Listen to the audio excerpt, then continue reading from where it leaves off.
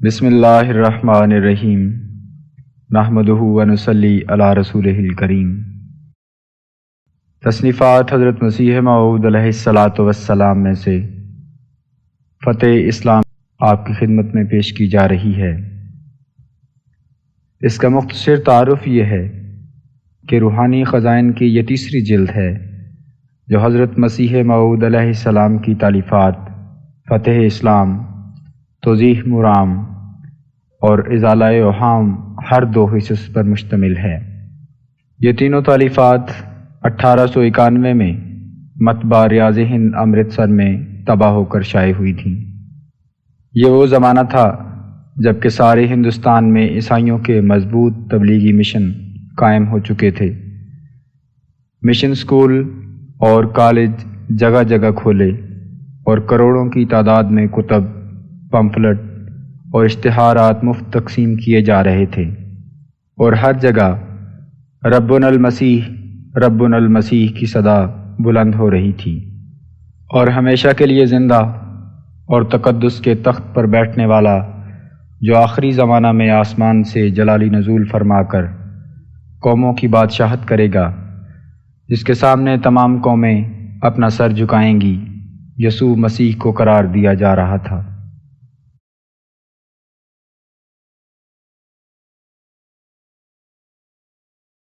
اور انگریزی حکومت کے اعلیٰ ارکان بھی تبلیغ عیسائیت کے پشت پناہ بن رہے تھے، اور پادریوں کی مساعی کو بنظر استحسان دیکھتے اور عیسائیت کی رفتار ترقی کو دیکھ کر یہ خیال کر رہے تھے کہ اب سارا ہندوستان چند سالوں میں عیسائیت کی آغوش میں آ گرے گا۔ چنانچہ پنجاب کے ایک لیفٹیننٹ گورنر چارلس ایچسن، جنہوں نے 21 نومبر 1883 عیسوی کو مشن چرچ بٹالہ کا سنگ بنیاد رکھا تھا، 1888 میں عیسائی مشنریوں کے ایک اجلاس کو، جس کے صدر اس علاقہ کے بشپ تھے، خطاب کرتے ہوئے کہا: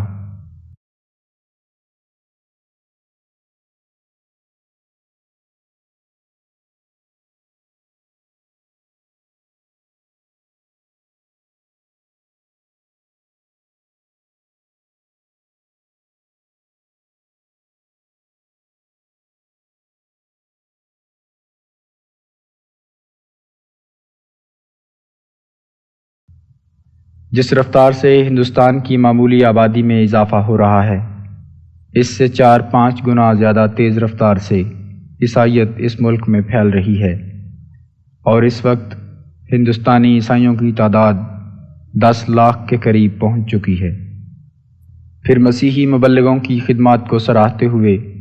اور ان کی احسان مندی کا اقرار کرتے ہوئے پنجاب کے گورنروں اور دیگر ممتاز اعلیٰ افسروں کا، جنہوں نے مشنریوں کی حوصلہ افزائی کی تھی، ذکر کر کے کہا: وہ ایسے اشخاص تھے جن کے نام کو لوگ بہت عزت اور توقیر کی نظر سے دیکھتے ہیں۔ Lawrence Montgomery, Edward McLeod, Rennell, Taylor ایسے نام ہیں جو اس صوبے کے ہر گھر میں معروف ہیں،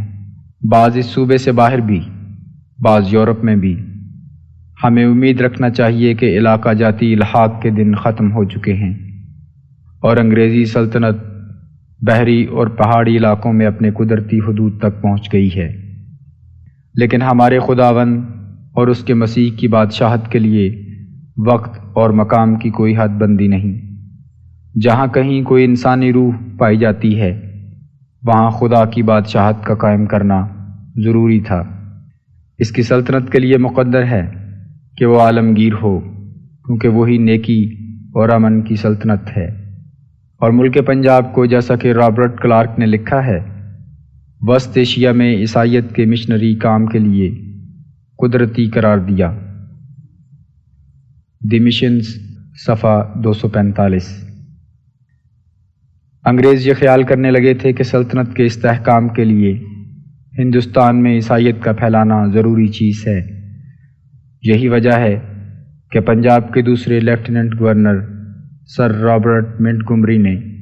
پنجاب کے مختلف حصوں میں 15 گرجا گھر سرکاری خرچ پر تعمیر کرنے کی منظوری حاصل کی، اور لارڈ لارنس نے ایک موقع پر کہا: کوئی چیز بھی ہماری سلطنت کے استحکام کا اس امر سے زیادہ موجب نہیں ہو سکتی کہ ہم عیسائیت کو ہندوستان میں پھیلا دیں۔ لارڈ لارنس لائف، جلد 2، صفحہ 313۔ Cambridge short history of India, مطبوعہ کیمبرج یونیورسٹی پریس، صفحہ 715 اور 716 میں لکھا ہے، خدا تعالیٰ نے اپنی مشیت کے مطابق ہندوستان کو برطانیہ کے ہاتھ میں اس لیے دیا کہ اس ملک کے لوگ عیسائی بنائے جا سکیں، اور پنجاب کے ایک اور lieutenant governor make worth young نے اپنی ایک تقریر میں کہا، مشرقی مذاہب میں جو چیز سب سے زیادہ قیمتی ہے،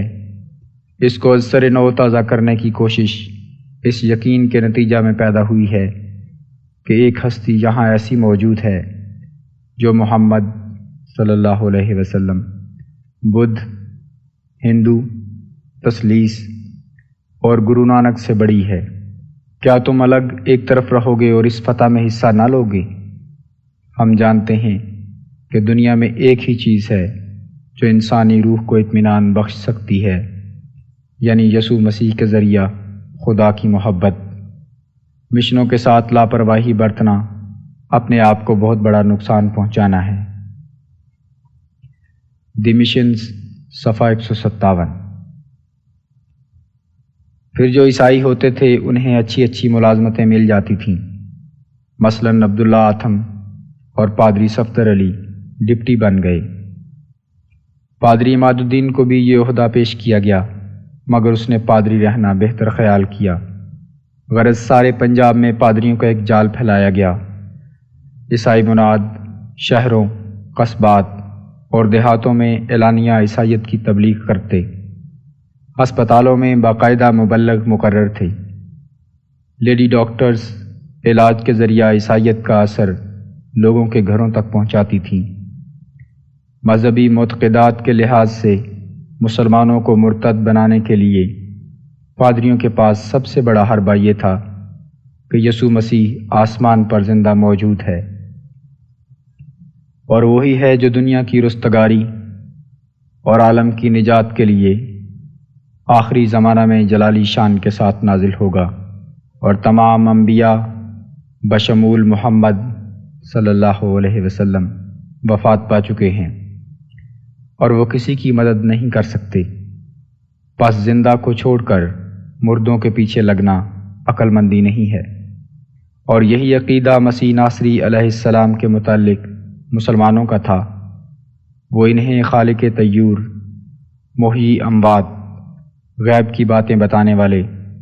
اور غیر طبعی زندگی پانے والے، آسمان پر الآن کما کانا کا مصداق یقین کرتے تھے، اور آسمان سے اس کے جلالی نزول کے قائل اور منتظر تھے۔ وہ اسی کو اپنی تمام مرضوں کا مداوا اور اپنی دینی اور دنیاوی ترقیات کو اس کے نزول کے ساتھ وابستہ سمجھتے تھے۔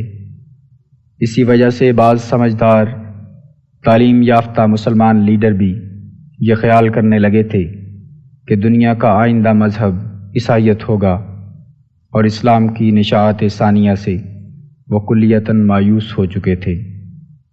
ان حالات میں اللہ تعالیٰ نے ملت اسلامیہ کے حال پر رحم فرما کر حضرت مرزا غلام احمد قادیانی، مسیح موعود و مہدی موعود علیہ السلام پر بذریعہ الہام منکشف کیا کہ مسیح ابن مریم رسول اللہ فوت ہو چکا ہے، اور اس کے رنگ میں ہو کر وعدہ کے موافق تو آیا ہے، وَكَانَ وعد اللہ مفعولا۔ چنانچہ آپ نے 1890 کے آخر میں رسالہ فتح اسلام لکھا، جو 1891 کے اوائل میں چھپ کر شائع ہوا۔ اس میں آپ نے اعلان فرمایا کہ حضرت صلی اللہ علیہ وسلم کی پیشگوئی کے مطابق مسیح جو آنے والا تھا یہی ہے، چاہو تو قبول کرو۔ فتح اسلام، روحانی خزائن، جلد 3، صفحہ 10، حاشیہ۔ نیز تحریر فرمایا کہ مسیح کے نام پر یہ عاجز بھیجا گیا تا صلیبی اعتقاد کو پاش پاش کر دیا جائے، سو میں صلیب کے توڑنے اور خنزیروں کے قتل کرنے کے لیے بھیجا گیا ہوں۔ فتح اسلام، روحانی خزائن، جلد 3، صفحہ 11 حاشیہ۔ اور مسلمانوں سے مخاطب ہو کر فرمایا، اے مسلمانوں سنو اور غور سے سنو کہ اسلام کی پاک تاثیروں کو روکنے کے لیے جس قدر پیچیدہ اختراع اس عیسائی قوم میں استعمال کیے گئے اور پرمکر ہیلے کام میں لائے گئے اور ان کے پھیلانے میں جان توڑ کر اور مال کو پانی کی طرح بہا کر کوششیں کی گئیں، یہاں تک کہ نہایت شرمناک ذریعے بھی جن کی تصریح سے اس مضمون کو منزہ رکھنا بہتر ہے اسی راہ میں ختم کیے گئے۔ یہ کرسچن قوموں اور تثلیث کے حامیوں کی جانب سے وہ ساحرانہ کارروائیاں ہیں کہ جب تک ان کے سحر کے مقابل پر خدا تعالیٰ وہ پرزور ہاتھ نہ دکھاوے جو معجزہ کی قدرت اپنے اندر رکھتا ہو اور اس معجزہ سے اس سحر کو پاش پاش نہ کرے، تب تک اس جادوئے فرنگ سے سادہ لوح دلوں کو مخلصی حاصل ہونا بالکل قیاس اور گمان سے باہر ہے۔ سو خدا تعالیٰ نے اس جادو کے باطل کرنے کے لیے اس زمانہ کے سچے مسلمانوں کو یہ معجزہ دیا کہ اپنے اس بندہ کو اپنے الہام اور کلام اور اپنی برکات خاصہ سے مشرف کر کے اور اپنی راہ کے باریک علوم سے بہرہ کامل بخش کر مخالفین کے مقابل پر بھیجا، اور بہت سے آسمانی تحائف اور علوی عجائبات اور روحانی معارف و دقائق ساتھ دیے تا اس آسمانی پتھر کے ذریعے سے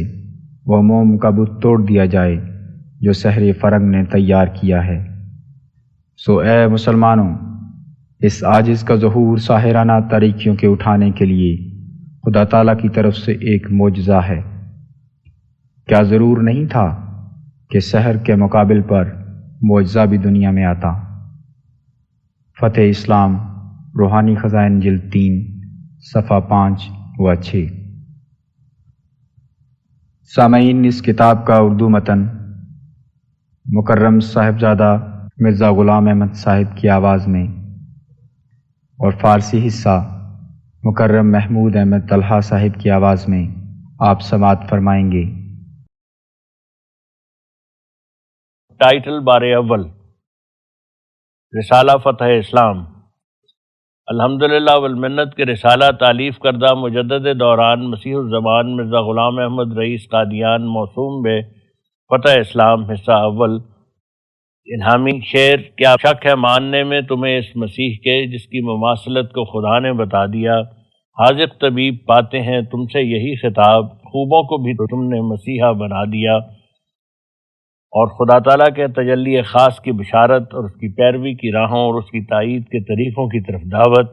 جمادی الاول 1308 ہجری میں باہتمام شیخ نور احمد مالک مطبع ریاض ہند امرتسر میں طبع ہو کر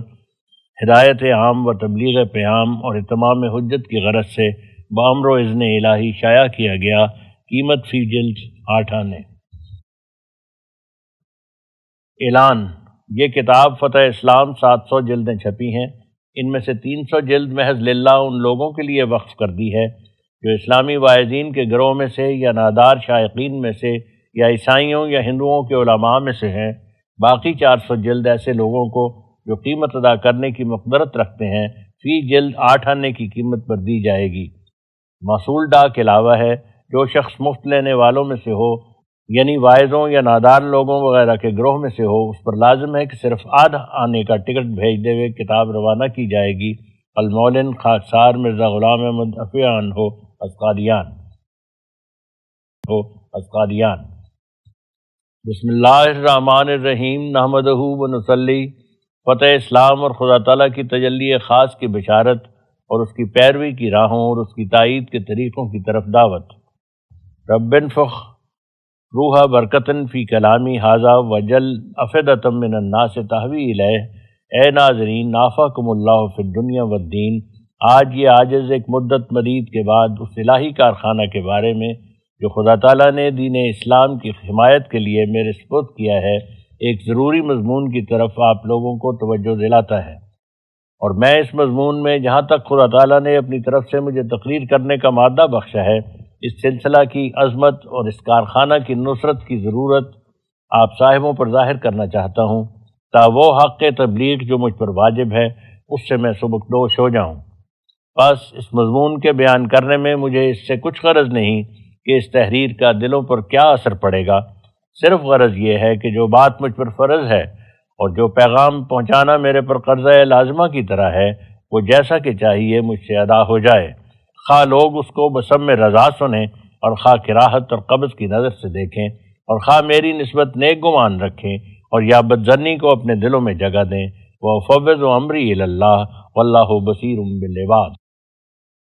اب میں ذیل میں وہ مضمون جس کا اوپر وعدہ دیا ہے لکھتا ہوں۔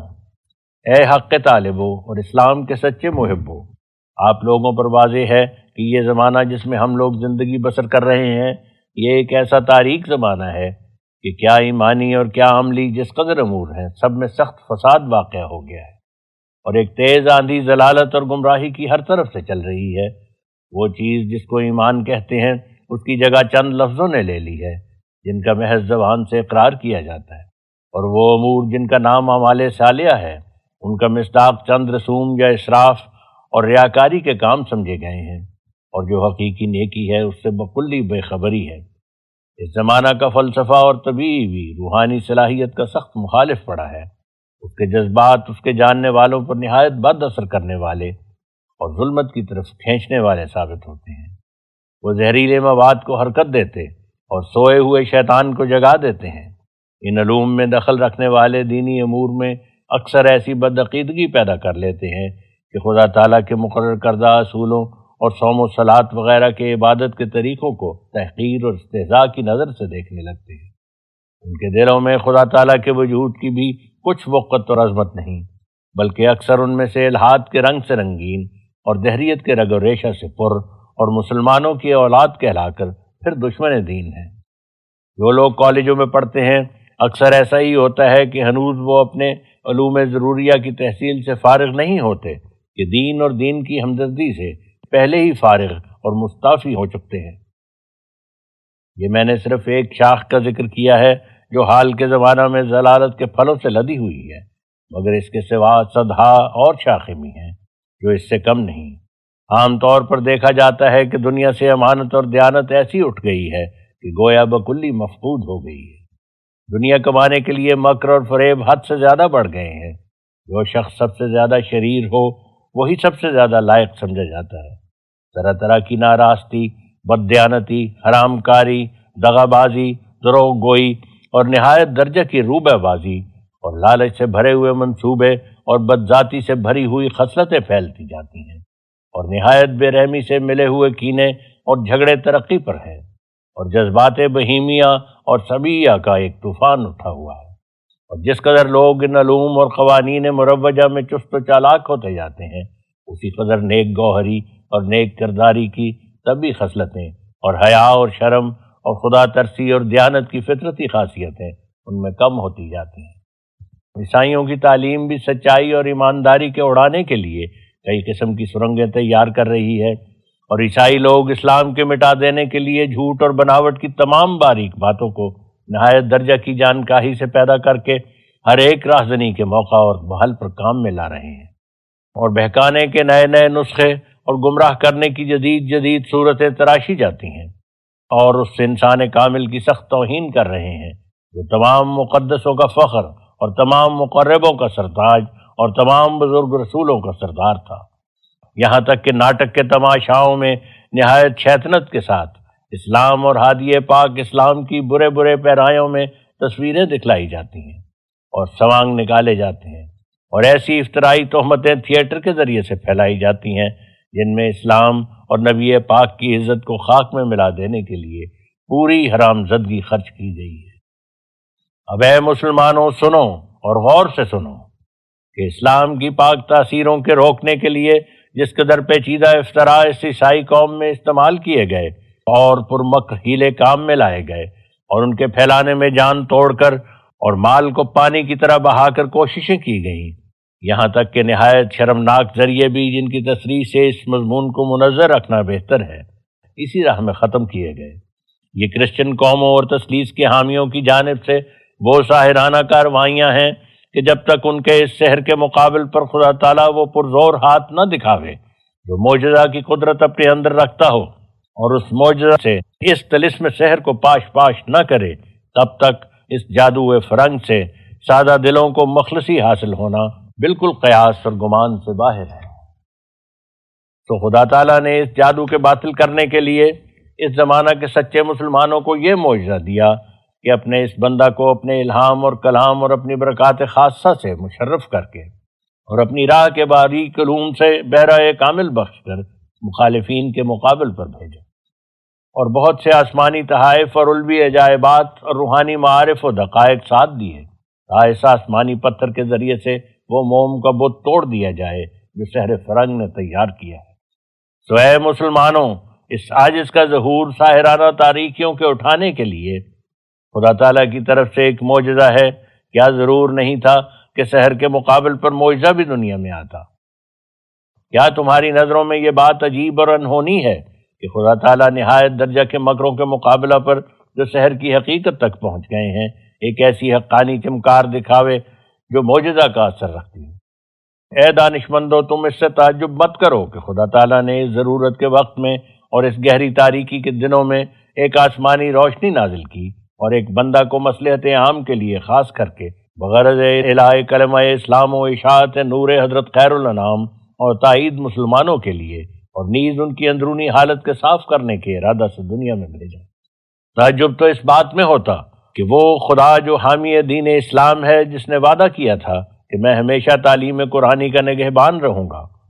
اور اسے سرد اور بے رونق اور بے نور ہونے نہیں دوں گا، وہ اس تاریکی کو دیکھ کر اور ان اندرونی اور بیرونی فسادوں پر نظر ڈال کر چپ رہتا اور اپنے اس وعدہ کو یاد نہ کرتا جس کو اپنے پاک کلام میں موقت طور پر بیان کر چکا تھا۔ پھر میں کہتا ہوں کہ اگر تعجب کی جگہ تھی تو یہ تھی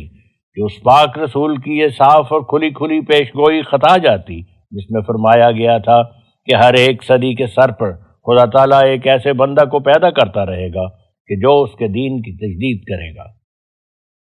یہاں نشان دے کر حاشیہ میں حضور تحریر فرماتے ہیں، صرف رسمی اور ظاہری طور پر قرآن شریف کے تراجم پھیلانا یا فقط کتب دینیہ اور حدیث نبویہ کو اردو یا فارسی میں ترجمہ کر کے رواج دینا یا بدعات سے بھرے ہوئے خشک طریقے جیسے زمانہ حال کے اکثر مشائخ کا دستور ہو رہا ہے سکھلانا، یہ امور ایسے نہیں ہیں جن کو کامل اور واقعی طور پر تجدید دین کہا جائے، بلکہ مؤخر و ذکر طریق تو شیطانی راہوں کی تجدید ہے اور دین کا رہزن۔ قرآن شریف اور احادیث صحیحہ کو دنیا میں پھیلانا بے شک عمدہ طریق ہے، مگر رسمی طور پر اور تکلف اور فکر اور خوف سے یہ کام کرنا اور اپنا نفس واقعی طور پر حدیث اور قرآن کا مورد نہ ہونا، ایسی ظاہری اور بے مقصد خدمتیں ہر ایک باعلم آدمی کر سکتا ہے اور ہمیشہ جاری ہیں، ان کو مجددیت سے کچھ علاقہ نہیں۔ یہ تمام امور خدا تعالیٰ کے نزدیک فقط استخوان فروشی ہے، اس سے بڑھ کر نہیں۔ اللہ جل شانہ فرماتا ہے، لما تقولون ما لا تفعلون کبر مقتا عند اللہ ان تقولوا ما لا تفعلون، اور فرماتا ہے، یا ایھا الذین آمنوا علیکم انفسکم لا یضرکم من ضل اذا اہتدیتم۔ اندھا اندھے کو کیا راہ دکھاوے گا اور مجذوم دوسروں کے بدنوں کو کیا صاف کرے گا؟ تجدید دین وہ پاک کیفیت ہے کہ اول عاشقانہ جوش کے ساتھ اس پاک دل پر نازل ہوتی ہے کہ جو مکالمہ الہی کے درجہ تک پہنچ گیا ہو، پھر دوسروں میں جلد یا دیر سے اس کی سرایت ہوتی ہے۔ جو لوگ خدا تعالیٰ کی طرف سے مجددیت کی قوت پاتے ہیں وہ نرے استخوان فروش نہیں ہوتے، بلکہ وہ واقعی طور پر نائب رسول اللہ صلی اللہ علیہ وسلم اور روحانی طور پر آن جناب کے خلیفہ ہوتے ہیں۔ خدا تعالیٰ انہیں ان تمام نعمتوں کا وارث بناتا ہے جو نبیوں اور رسولوں کو دی جاتی ہیں، اور ان کی باتیں از قبیل جوشیدن ہوتی ہیں، نہ محض از قبیل کوشیدن، اور وہ حال سے بولتے ہیں نہ مجرد قال سے، اور خدا تعالیٰ کے الہام کی تجلی ان کے دلوں پر ہوتی ہے، اور وہ ہر ایک مشکل کے وقت روح القدس سے سکھلائے جاتے ہیں، اور ان کی گفتار اور کردار میں دنیا پرستی کی ملونی نہیں ہوتی، کیونکہ وہ بکلی مصفہ کیے گئے اور بتمام و کمال کھینچے گئے ہیں۔ یہاں حاشیہ کا نوٹ ختم ہوتا ہے، اب ہم دوبارہ متن کی طرف رجوع کرتے ہیں۔ تو یہ تعجب کا مقام نہیں بلکہ ہزار در ہزار شکر کا مقام اور ایمان اور یقین کے بڑھانے کا وقت ہے کہ خدا تعالیٰ نے اپنے فضل و کرم سے اپنے وعدہ کو پورا کر دیا اور اپنے رسول کی پیش گوئی میں ایک منٹ کا بھی فرق پڑنے نہیں دیا، اور نہ صرف اس پیش گوئی کو پورا کر کے دکھلایا بلکہ آئندہ کے لیے بھی ہزاروں پیش گوئیوں اور خوارق کا دروازہ کھول دیا۔ اگر تم ایماندار ہو تو شکر کرو اور شکر کے سجدات بجا لاؤ کہ وہ زمانہ جس کا انتظار کرتے کرتے تمہارے بزرگ آبا گزر گئے اور بے شمار روحیں اس کے شوق میں ہی سفر کر گئیں، وہ وقت تم نے پا لیا۔ اب اس کی قدر کرنا یا نہ کرنا اور اس سے فائدہ اٹھانا یا نہ اٹھانا تمہارے ہاتھ میں ہے۔ میں اس کو بار بار بیان کروں گا اور اس کے اظہار سے میں رک نہیں سکتا کہ میں وہی ہوں جو وقت پر اصلاح خلق کے لیے بھیجا گیا تا دین کو تازہ طور پر دلوں میں قائم کر دیا جائے۔ میں اس طرح بھیجا گیا ہوں جس طرح سے وہ شخص بعد کلیم اللہ مرد خدا کے بھیجا گیا تھا، جس کی روح ہیروڈیس کے عہد حکومت میں بہت تکلیفوں کے بعد آسمان کی طرف اٹھائی گئی۔ تو جب دوسرا کلیم اللہ جو حقیقت میں سب سے پہلا اور سید الانبیاء ہے دوسرے فرعونوں کی سرکوبی کے لیے آیا، جس کے حق میں ہے انا ارسلنا الیکم رسولا شاہدا علیکم کما ارسلنا الی فرعون رسولا، تو اس کو بھی جو اپنی کارروائیوں میں کلیم اول کا مثیل مگر رتبہ میں اس سے بزرگ تر تھا ایک مثیل المسیح کا وعدہ دیا گیا، اور وہ مثیل المسیح قوت اور تباہ اور خاصیت مسیح ابن مریم کی پا کر اسی زمانہ کی مانند اور اسی مدت کے قریب قریب جو کلیم اول کے زمانہ سے مسیح ابن مریم کے زمانہ تک تھی، یعنی 14ویں صدی میں آسمان سے اترا، اور وہ اترنا روحانی طور پر تھا جیسا کہ مکمل لوگوں کا صعود کے بعد خلق اللہ کی اصلاح کے لیے نزول ہوتا ہے، اور سب باتوں میں اسی زمانہ کے ہم شکل زمانہ میں اترا جو مسیح ابن مریم کے اترنے کا زمانہ تھا، تا سمجھنے والوں کے لیے نشان ہو۔ یہاں حاشیہ میں حضور فرماتے ہیں یہ زمانہ جس میں ہم ہیں یہ ایک ایسا زمانہ ہے کہ ظاہر پرستی اور روح اور حقیقت سے دوری اور دیانت اور ایمانت سے محرومی اور سچائی اور اخلاقی پاکیزگی سے محجوری اور لالچ اور بخل اور حب دنیا سے معموری اس زمانہ میں عام طور پر ایسی ہی پھیل گئی ہے کہ جیسے حضرت مسیح ابن مریم کے ظہور کے وقت یہودیوں میں پھیلی ہوئی تھی۔ بس جیسے یہودی لوگ اس زمانہ میں بکلی حقیقی نیکی سے بے خبر ہو گئے تھے، صرف رسوم اور عادات کو نیکی سمجھتے تھے، اور علاوہ اس کے دیانت اور ایمانت اور اندرونی صفائی اور عدالت ان میں سے بالکل اٹھ گئی تھی، سچی ہمدردی اور سچے رحم کا نام و نشان نہیں رہا تھا، اور انواع و اقسام کی مخلوق پرستی نے معبود حقیقی کی جگہ لے لی تھی۔ ایسا ہی اس زمانہ میں یہ تمام بلائیں ظہور میں آ گئی ہیں۔ حلال چیزوں کو شکر اور مشکورانہ فروتنی کے ساتھ استعمال نہیں کیا جاتا، حرام کے ارتکاب سے کوئی کراہت اور نفرت باقی نہیں رہی، خدا تعالیٰ کے بزرگ حکم تعویلوں کے ساتھ ٹال دیے جاتے ہیں۔ ہمارے اکثر علماء بھی اس وقت کے فقیہوں اور فریسیوں سے کم نہیں، مچھر چھانتے اور اونٹ کو نگل جاتے ہیں۔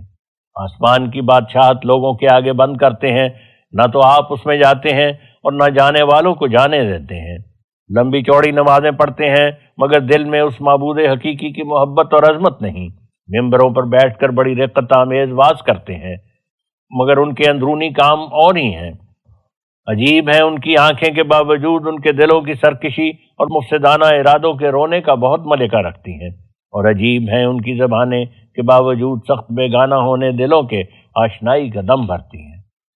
اسی طرح یہودیت کی خصلتیں ہر طرف پھیلی ہوئی نظر آتی ہیں۔ تقویٰ اور خدا ترسی میں بڑا فرق آ گیا ہے۔ ایمانی کمزوری نے الہی محبت کو ٹھنڈا کر دیا ہے۔ دنیا کی محبت میں لوگ دبے جاتے ہیں، اور ضرور تھا کہ ایسا ہی ہوتا، کیونکہ حضرت علی سیدنا و مولانا صلی اللہ علیہ وسلم بطور پیش گوئی فرما چکے ہیں کہ اس امت پر ایک زمانہ آنے والا ہے جس میں وہ یہودیوں سے سخت درجہ کی مشابہت پیدا کر لے گی، اور وہ سارے کام کر دکھائے گی جو یہودی کر چکے ہیں، یہاں تک کہ اگر یہودی چوہے کے سوراخ میں داخل ہوئے ہیں تو وہ بھی داخل ہوگی۔ تب فارس کی اصل میں سے ایک ایمان کی تعلیم دینے والا پیدا ہوگا۔ اگر ایمان ثریا میں معلق ہوتا تو وہ اسے اس جگہ سے بھی پا لیتا۔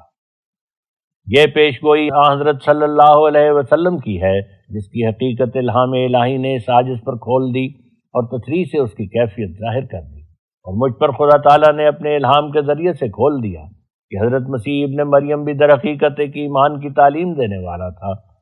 جو حضرت موسیٰ سے 1400 برس بعد پیدا ہوا۔ اس زمانہ میں جبکہ یہودیوں کی ایمانی حالت نہایت کمزور ہو گئی تھی اور وہ بوجہ کمزوری ایمان کے ان تمام خرابیوں میں پھنس گئے تھے جو در حقیقت بے ایمانی کی شاخیں ہیں، بس جبکہ اس امت کو بھی اپنے نبی صلی اللہ علیہ وسلم کی بعثت کے عہد پر 1400 برس کے قریب مدت گزری تو وہی آفات ان میں بھی بکثرت پیدا ہو گئیں جو یہودیوں میں پیدا ہوئی تھی، تا وہ پیش گوئی پوری ہو جو ان کے حق میں کی گئی تھی۔ پس خدا تعالیٰ نے ان کے لیے بھی ایک ایمان کی تعلیم دینے والا مسیح اپنی قدرت کاملہ سے بھیج دیا۔ مسیح جو آنے والا تھا یہی ہے، چاہو تو قبول کرو۔ جس کسی کے کان سننے کے ہوں سنیں، یہ خدا تعالیٰ کا کام ہے اور لوگوں کی نظروں میں عجیب۔ اور اگر کوئی اس امر کی تکذیب کرے تو پہلے راست بازوں کی بھی تکذیب ہو چکی ہے۔ یوحنا یعنی یحییٰ کو جو زکریا کا بیٹا تھا یہودیوں نے ہرگز قبول نہیں کیا، حالانکہ مسیح نے اس کے بارے میں شہادت دی کہ یہ وہی ہے جو آسمان پر اٹھایا گیا تھا، جس کے پھر آسمان سے اترنے کا پاک نوشتوں میں وعدہ تھا۔ خدا تعالیٰ ہمیشہ استعاروں سے کام لیتا ہے اور طبع اور خاصیت اور استعداد کے لحاظ سے ایک کا نام دوسرے پر وارد کر دیتا ہے۔ جو ابراہیم کے دل کے موافق دل رکھتا ہے وہ خدا تعالیٰ کے نزدیک ابراہیم ہے، اور جو عمر فاروق کا دل رکھتا ہے وہ خدا تعالیٰ کے نزدیک عمر فاروق ہے۔ کیا تم یہ حدیث پڑھتے نہیں کہ اگر اس امت میں بھی محدث ہے جن سے اللہ تعالیٰ کلام کرتا ہے تو وہ عمر ہے؟ اب کیا اس حدیث کے یہ معنی ہے کہ محدثیت حضرت عمر پر ختم ہو گئی؟ ہرگز نہیں، بلکہ حدیث کا مطلب یہ ہے کہ جس شخص کی روحانی حالت عمر کی روحانی حالت کے موافق ہو گئی وہی ضرورت کے وقت پر محدث ہوگا۔ چنانچہ اس عاجز کو بھی ایک مرتبہ اس بارے میں الہام ہوا تھا،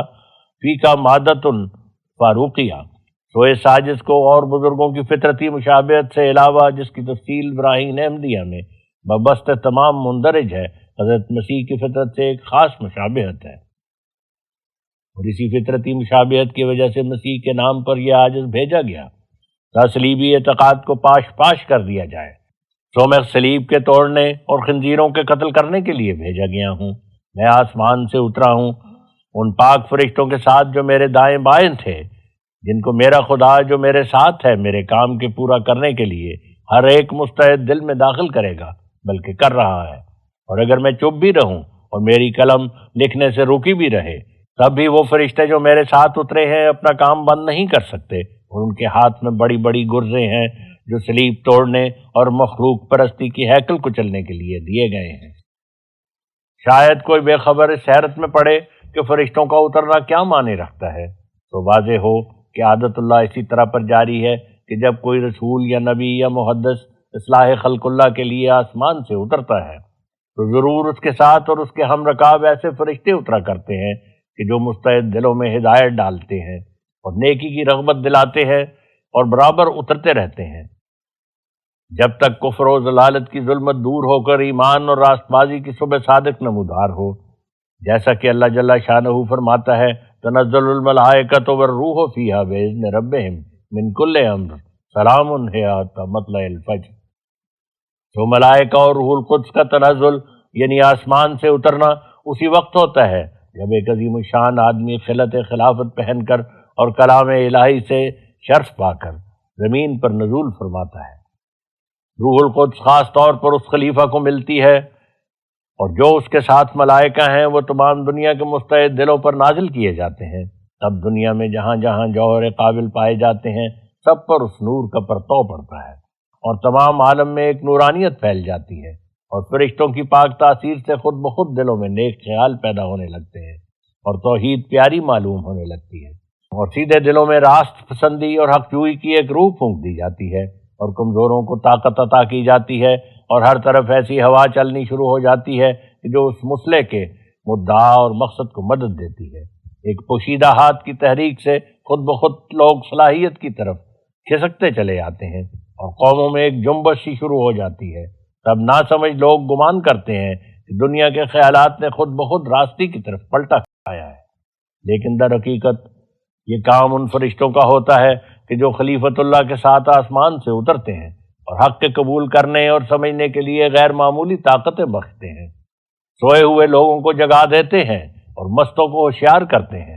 اور بہروں کے کان کھولتے ہیں، اور مردوں میں زندگی کی روح پھونکتے ہیں، اور ان کو جو قبروں میں ہیں باہر نکال لاتے ہیں۔ تب لوگ یک دفعہ آنکھیں کھولنے لگتے ہیں اور ان کے دلوں پر وہ باتیں کھلنے لگتی ہیں جو پہلے مخفی تھیں، اور در حقیقت یہ فرشتے اس خلیفۃ اللہ سے الگ نہیں ہوتے، اسی کے چہرہ کا نور اور اسی کی ہمت کے آثار جلیہ ہوتے ہیں جو اپنی قوت مقناطیسی سے ہر ایک مناسبت رکھنے والے کو اپنی طرف کھینچتے ہیں، خواہ وہ جسمانی طور پر نزدیک ہو یا دور ہو، اور خواہ آشنا ہو یا بکلی بیگانہ اور نام تک بے خبر ہو۔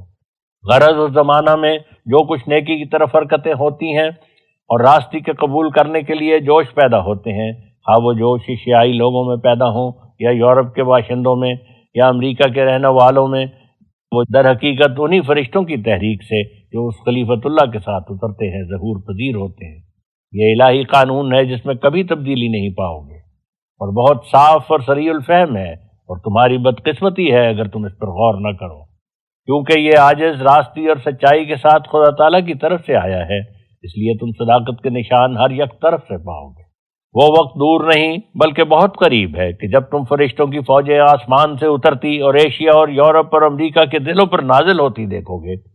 یہ تم قرآن شریف سے معلوم کر چکے ہو کہ خلیفۃ اللہ کے رسول کے ساتھ فرشتوں کا نازل ہونا ضروری ہے تا دلوں کو حق کی طرف پھیریں، سو تم اس نشان کے منتظر رہو۔ اگر فرشتوں کا نزول نہ ہوا اور ان کے اترنے کی نمایاں تاثیریں تم نے دنیا میں نہ دیکھیں اور حق کی طرف دلوں کی جنبش کو معمول سے زیادہ نہ پایا، تو تم نے یہ سمجھنا کہ آسمان سے کوئی نازل نہیں ہوا۔ لیکن اگر یہ سب باتیں ظہور میں آ گئیں تو تم انکار سے باز آؤ تا تم خدا تعالیٰ کے نزدیک سرکش قوم نہ ٹھہرو۔ دوسرا نشان یہ ہے کہ خدا تعالیٰ نے اس عاجز کو ان نوروں سے خاص کیا ہے جو برگزیدہ بندوں کو ملتے ہیں، جن کا دوسرے لوگ مقابلہ نہیں کر سکتے۔ بس اگر تم کو شک ہو تو مقابلہ کے لیے آؤ، اور یقیناً سمجھو کہ تم ہرگز مقابلہ نہیں کر سکو گے۔ تمہارے پاس زبانیں ہیں مگر دل نہیں، جسم ہے مگر جان نہیں، آنکھوں کی پتلی ہے مگر اس میں نور نہیں۔ خدا تعالیٰ تمہیں نور بخشے تا تم دیکھ لو۔ تیسرا نشان یہ ہے کہ وہ برگزیدہ نبی جس پر تم ایمان لانے کا دعویٰ کرتے ہو، اس پاک نبی علیہ السلام نے اس عاجز کے بارے میں لکھا ہے جو تمہاری صحاح میں موجود ہے، جس پر آج تک تم نے کبھی غور نہیں کی، تو تم دراصل حضرت صلی اللہ علیہ وسلم کے نہانی دشمن ہو کہ ان کی تصدیق کے لیے نہیں بلکہ تکذیب کے لیے فکر کر رہے ہو۔ اب بہتیرے تم میں سے کفر کا فتویٰ لکھیں گے، اور اگر ممکن ہوتا تو قتل کر دیتے، لیکن یہ حکومت اس قوم کی حکومت نہیں جو اشتعال میں بہت زیادہ اور سمجھنے میں بہت نالائق اور اخلاقی بردباری سے بہت پیچھے رہی ہو، اور یہودیت کی روح کو زندہ کر کے دکھلا رہی ہو۔ یہ حکومت اگرچہ ایمانی فضیلتوں اور برکتوں کو اپنے ساتھ نہیں رکھتی، تاہم ہیروڈیس کے عہد حکومت سے جس کے ساتھ حضرت مسیح ابن مریم کا معاملہ پڑا تھا، بدرجہ بہتر اور حال کی اسلامی ریاستوں سے بلحاظ امن اور عام رفاہیت کے پھیلانے اور آزادی بخشنے اور حفاظت اور تربیت رعایا اور انتظام قانون معادلت اور سرکوبی مجرموں کے بمراتب افضل ہے۔ خدا تعالیٰ کی عمیق حکمت نے جیسا کہ مسیح کو یہودیوں کے ایام حکومت میں اور ان کی گورنمنٹ کے ماتحت مبعوث نہیں فرمایا تھا، ایسا ہی اس عاجز کی نسبت بھی یہی مصلحت مری رکھی گئی تا سمجھنے والوں کے لیے نشان ہو۔ اگر زمانہ حال کے منکر میرے ساتھ باستہزاء پیش آویں تو افسوس کا مقام نہیں، کیونکہ ان سے پہلے جو گزرے ہیں انہوں نے ان سے بدتر اپنے وقت کے نبیوں کے ساتھ سلوک کیا۔ مسیح سے بھی بہت مرتبہ ہنسی ٹھٹا ہوا۔ ایک دفعہ بھائیوں نے ہی جو ایک ہی ماں کے پیٹ سے پیدا ہوئے تھے چاہا کہ اس کو دیوانہ قرار دے کر قید خانہ میں مقید کرا دیں، اور بیگانوں نے تو کئی دفعہ اس کو جان سے مار دینے کا ارادہ کیا اور اس پر پتھر چلائے اور نہایت تحقیر کی نظر سے اس کے منہ پر تھوکا، بلکہ ایک دفعہ اس کو اپنے زوم میں صلیب پر چڑھا کر قتل کر دیا۔ مگر چونکہ ہڈی نہیں توڑی گئی تھی اس لیے وہ ایک خوش اعتقاد اور نیک آدمی کی حمایت سے بچ گیا اور بقیہ ایام زندگی بسر کر کے آسمان کی طرف اٹھایا گیا۔ مسیح کے ارادت مندوں اور دن رات کے دوستوں اور رفیقوں نے بھی لغزش کھائی۔ ایک نے 30 روپے رشوت لے کر اس کو پکڑوا دیا، اور ایک نے اس کے سامنے اس کی طرف اشارہ کر کے اس پر لعنت کی، اور باقی حواری جو بڑی دوستی کا دم بھرتے تھے بھاگ گئے، اور اپنے دلوں میں مسیح کی نسبت کئی طرح کے شک انہوں نے پیدا کر دیے۔ لیکن چونکہ وہ راست باز تھا اس لیے خدا نے پھر اس کے کارخانہ کو مرنے کے بعد زندہ کیا۔ مسیح کی دوبارہ زندگی جو عیسائیوں کے خیال میں جمی ہوئی ہے، در حقیقت یہ اس کے مذہب کی زندگی کی طرف اشارہ ہے جو مرنے کے بعد پھر زندہ کیا گیا۔ چنانچہ خدا تعالیٰ نے مجھے بھی بشارت دی کہ موت کے بعد میں پھر تجھے حیات بخشوں گا، اور فرمایا کہ جو لوگ خدا کے مقرب ہیں وہ مرنے کے بعد پھر زندہ ہو جایا کرتے ہیں، اور فرمایا کہ میں اپنی چمکار دکھلاؤں گا اور اپنی قدرت نمائی سے تجھے اٹھاؤں گا بس میری اس دوبارہ زندگی سے مراد بھی میرے مقاصد کی زندگی ہے، مگر کم ہیں وہ لوگ جو ان بھیدوں کو سمجھتے ہیں۔ فقط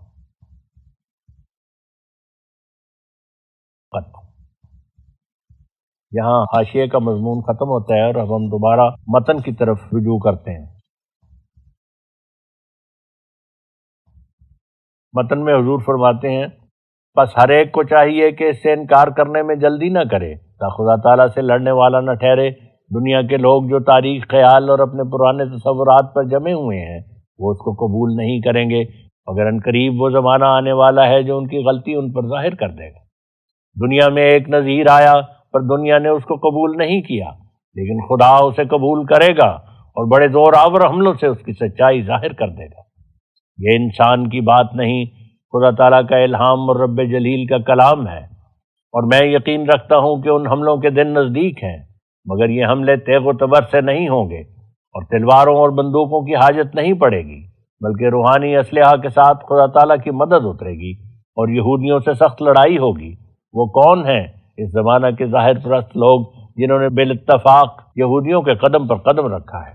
ان سب کو آسمانی سیف اللہ دو ٹکڑے کر دے گی اور یہودیت کی خصلت مٹا دی جائے گی، اور ہر ایک حق پوش دجال دنیا پرست یک چشم جو دین کی آنکھ نہیں رکھتا حجت قاطعہ کی تلوار سے قتل کیا جائے گا، اور سچائی کی فتح ہوگی، اور اسلام کے لیے پھر اس تازگی اور روشنی کا دن آئے گا جو پہلے وقتوں میں آ چکا ہے، اور وہ آفتاب اپنے پورے کمال کے ساتھ پھر چڑھے گا جیسا کہ پہلے چڑھ چکا ہے۔ لیکن ابھی ایسا نہیں، ضرور ہے کہ آسمان اسے چڑھنے سے روکے رہے جب تک کہ محنت اور جانفشانی سے ہمارے جگر خون نہ ہو جائیں اور ہم سارے آراموں کو اس کے ظہور کے لیے نہ کھو دیں اور اعزاز اسلام کے لیے ساری ذلتیں قبول نہ کر لیں۔ اسلام کا زندہ ہونا ہم سے ایک فدیہ مانگتا ہے۔ وہ کیا ہے؟ ہمارا اسی راہ میں مرنا۔ یہی موت ہے جس پر اسلام کی زندگی، مسلمانوں کی زندگی اور زندہ خدا کی تجلی موقوف ہے، اور یہی وہ چیز ہے جس کا دوسرے لفظوں میں اسلام نام ہے۔ اسی اسلام کا زندہ کرنا خدا تعالیٰ اب چاہتا ہے، اور ضرور تھا کہ وہ اس مہم عظیم کے روبرا کرنے کے لیے ایک عظیم الشان کارخانہ جو ہر ایک پہلو سے مؤثر ہو اپنی طرف سے قائم کرتا،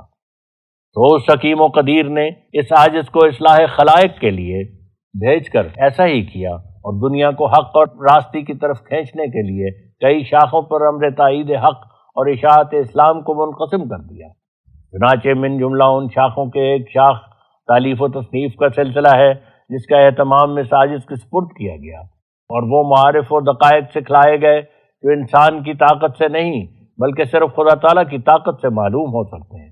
اور انسانی تکلف سے نہیں بلکہ روح القدس کی تعلیم سے مشکلات حل کر دیے گئے۔ دوسری شاخ اس کارخانہ کی اشتہارات جاری کرنے کا سلسلہ ہے جو بحکم الہی اتمام حجت کی غرض سے جاری ہے، اور اب تک 20,000 سے کچھ زیادہ اشتہارات اسلامی حجتوں کو غیر قوموں پر پورا کرنے کے لیے شائع ہو چکے ہیں، اور آئندہ ضرورت کے وقتوں میں ہمیشہ ہوتے رہیں گے۔ تیسری شاخ اس کارخانہ کی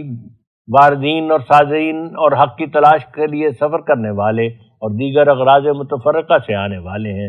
جو اس آسمانی کارخانہ کی خبر پا کر اپنی اپنی نیتوں کی تحریک سے ملاقات کے لیے آتے رہتے ہیں۔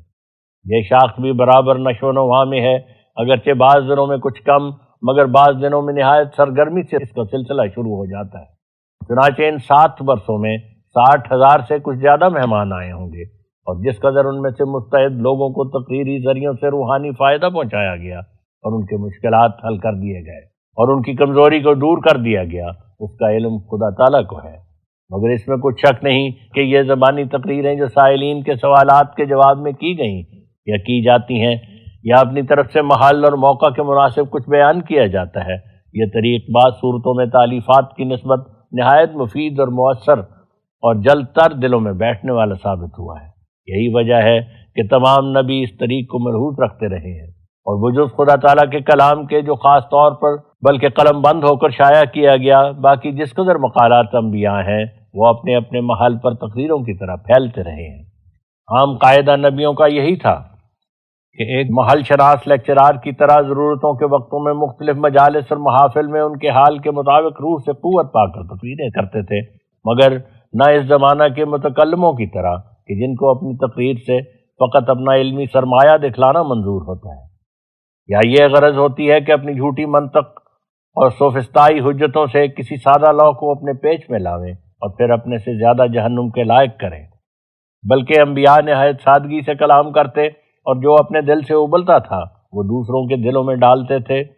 ان کے کلمات قدسیہ عین محل اور حاجت کے وقت پر ہوتے تھے اور مخاطبین کو شغل یا افسانہ کی طرح کچھ نہیں سناتے تھے، بلکہ ان کو بیمار دیکھ کر اور طرح طرح کے آفات روحانی میں مبتلا پا کر علاج کے طور پر ان کو نصیحتیں کرتے تھے یا حجج قاطعہ سے ان کے اوہام کو رفع فرماتے تھے، اور ان کی گفتگو میں الفاظ تھوڑے اور معانی بہت ہوتے تھے۔ تو یہی قاعدہ یہ عاجز ملحوظ رکھتا ہے، اور واردین اور صادرین کی استعداد کے موافق اور ان کی ضرورتوں کے لحاظ سے اور ان کے امراض لاحقہ کے خیال سے ہمیشہ باب تقریر کھلا رہتا ہے۔ یہاں نشان دے کر حاشیہ میں حضور نے ایک نوٹ تحریر فرمایا ہے، اس جگہ یہ عجیب قصہ لکھنے کے لائق ہے کہ ایک دفعہ مجھے علی گڑھ میں جانے کا اتفاق ہوا، اور مرض ضعف دماغ کی وجہ سے، جس کا قادیان میں بھی کچھ مدت پہلے دورہ ہو چکا تھا، میں اس لائق نہیں تھا کہ زیادہ گفتگو یا اور کوئی دماغی محنت کا کام کر سکتا، اور ابھی میری یہی حالت ہے کہ میں زیادہ بات کرنی یا حد سے زیادہ فکر اور خوض کی طاقت نہیں رکھتا۔ اس حالت میں علی گڑھ کے ایک مولوی صاحب محمد اسماعیل نام مجھ سے ملے، اور انہوں نے نہایت انکساری سے واز کے لیے درخواست کی اور کہا کہ لوگ مدت سے آپ کے شائق ہیں، بہتر ہے کہ سب لوگ ایک مکان میں جمع ہوں اور آپ کچھ واز فرمائیں۔ کیونکہ مجھے ہمیشہ سے یہی عشق اور یہی دلی خواہش ہے کہ حق باتوں کو لوگوں پر ظاہر کروں، اس لیے میں نے اس درخواست کو بشوق دل قبول کیا اور چاہا کہ لوگوں کے عام مجمع میں اسلام کی حقیقت بیان کروں کہ اسلام کیا چیز ہے اور اب لوگ اس کو کیا سمجھ رہے ہیں، اور مولوی صاحب کو کہا بھی گیا کہ انشاءاللہ اسلام کی حقیقت بیان کی جائے گی، لیکن بعد اس کے میں خدا تعالیٰ کی طرف سے روکا گیا۔ مجھے یقین ہے کہ چونکہ میری صحت کی حالت اچھی نہیں تھی، اس لیے خدا تعالیٰ نے نہ چاہا کہ زیادہ مغز خواری کر کے کسی جسمانی بلا میں پڑوں، اس لیے اس نے واز کرنے سے مجھے روک دیا۔ ایک دفعہ اس سے پہلے بھی ایسا ہی اتفاق ہوا تھا کہ میری ضعف کی حالت میں ایک نبی گزشتہ نبیوں میں سے کشفی طور پر مجھ کو ملے اور مجھے بطور ہمدردی اور نصیحت کے کہا کہ اس قدر دماغی محنت کیوں کرتے ہو، اس سے تو تم بیمار ہو جاؤ گے۔ بہرحال خدا تعالیٰ کی طرف سے یہ روک تھی، جس کا مولوی صاحب کی خدمت میں عذر کر دیا گیا، اور یہ عذر واقعی سچا تھا۔ جن لوگوں نے میری اس بیماری کے سخت دورے دیکھے ہیں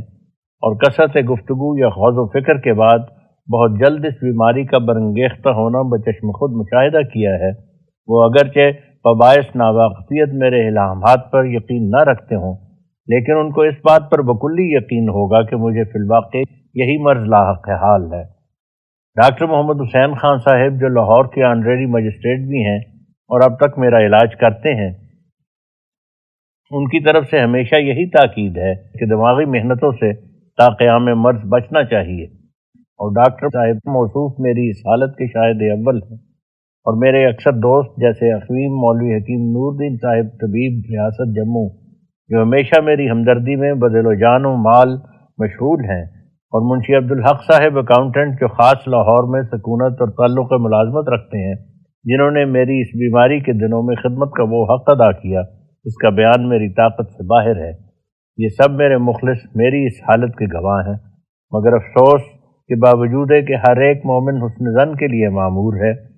مولوی صاحب نے میرے اس عذر کو نیک ظنی سے دل میں جگہ نہیں دی، بلکہ غایت درجہ کی بدگمانی کر کے دروغ گوئی پر حمل کیا۔ چنانچہ ان کی ساری وہ تقریر، جس کو ایک ڈاکٹر جمال الدین نام ان کے ایک دوست نے ان کی اجازت سے تحریر کر کے لوگوں میں پھیلایا، ذیل میں اس کے جواب کے لکھتا ہوں۔ قولہ، میں نے ان سے یعنی اس عاجز سے بمقام علی گڑھ کہا کہ کل جمعہ ہے، واز فرمائیے۔ اس کا انہوں نے وعدہ بھی کیا، مگر صبح کو روکا آیا کہ میں بذریعہ الہام واز کہنے سے منع کیا گیا ہوں۔ میرا خیال ہے کہ بسبب عجز بیانی اور خوف امتحانی انکار کر دیا۔ اقولو، مولوی صاحب کا یہ خیال بجز بدگمانی کے، جو سخت ممنوعات شرعیہ میں سے ہے اور نیک سرشت آدمیوں کا کام نہیں، اور کوئی اصلیت اور حقیقت نہیں رکھتا۔ اگر میں صرف علی گڑھ میں آ کر خاص اسی موقع پر الہام کا مدعی بنتا تو بے شک بدظنی کرنے کے لیے ایک وجہ ہو سکتی تھی، اور بے شک خیال کیا جا سکتا تھا کہ میں مولوی صاحب کے علمی مرتبہ کی علو شان دیکھ کر اور ان کے کمالات کی عظمت اور ہیبت سے متاثر ہو کر گھبرا گیا اور عذر پیش کرنے اور ایک ہیلا تراشنے سے اپنا پیچھا چھڑایا۔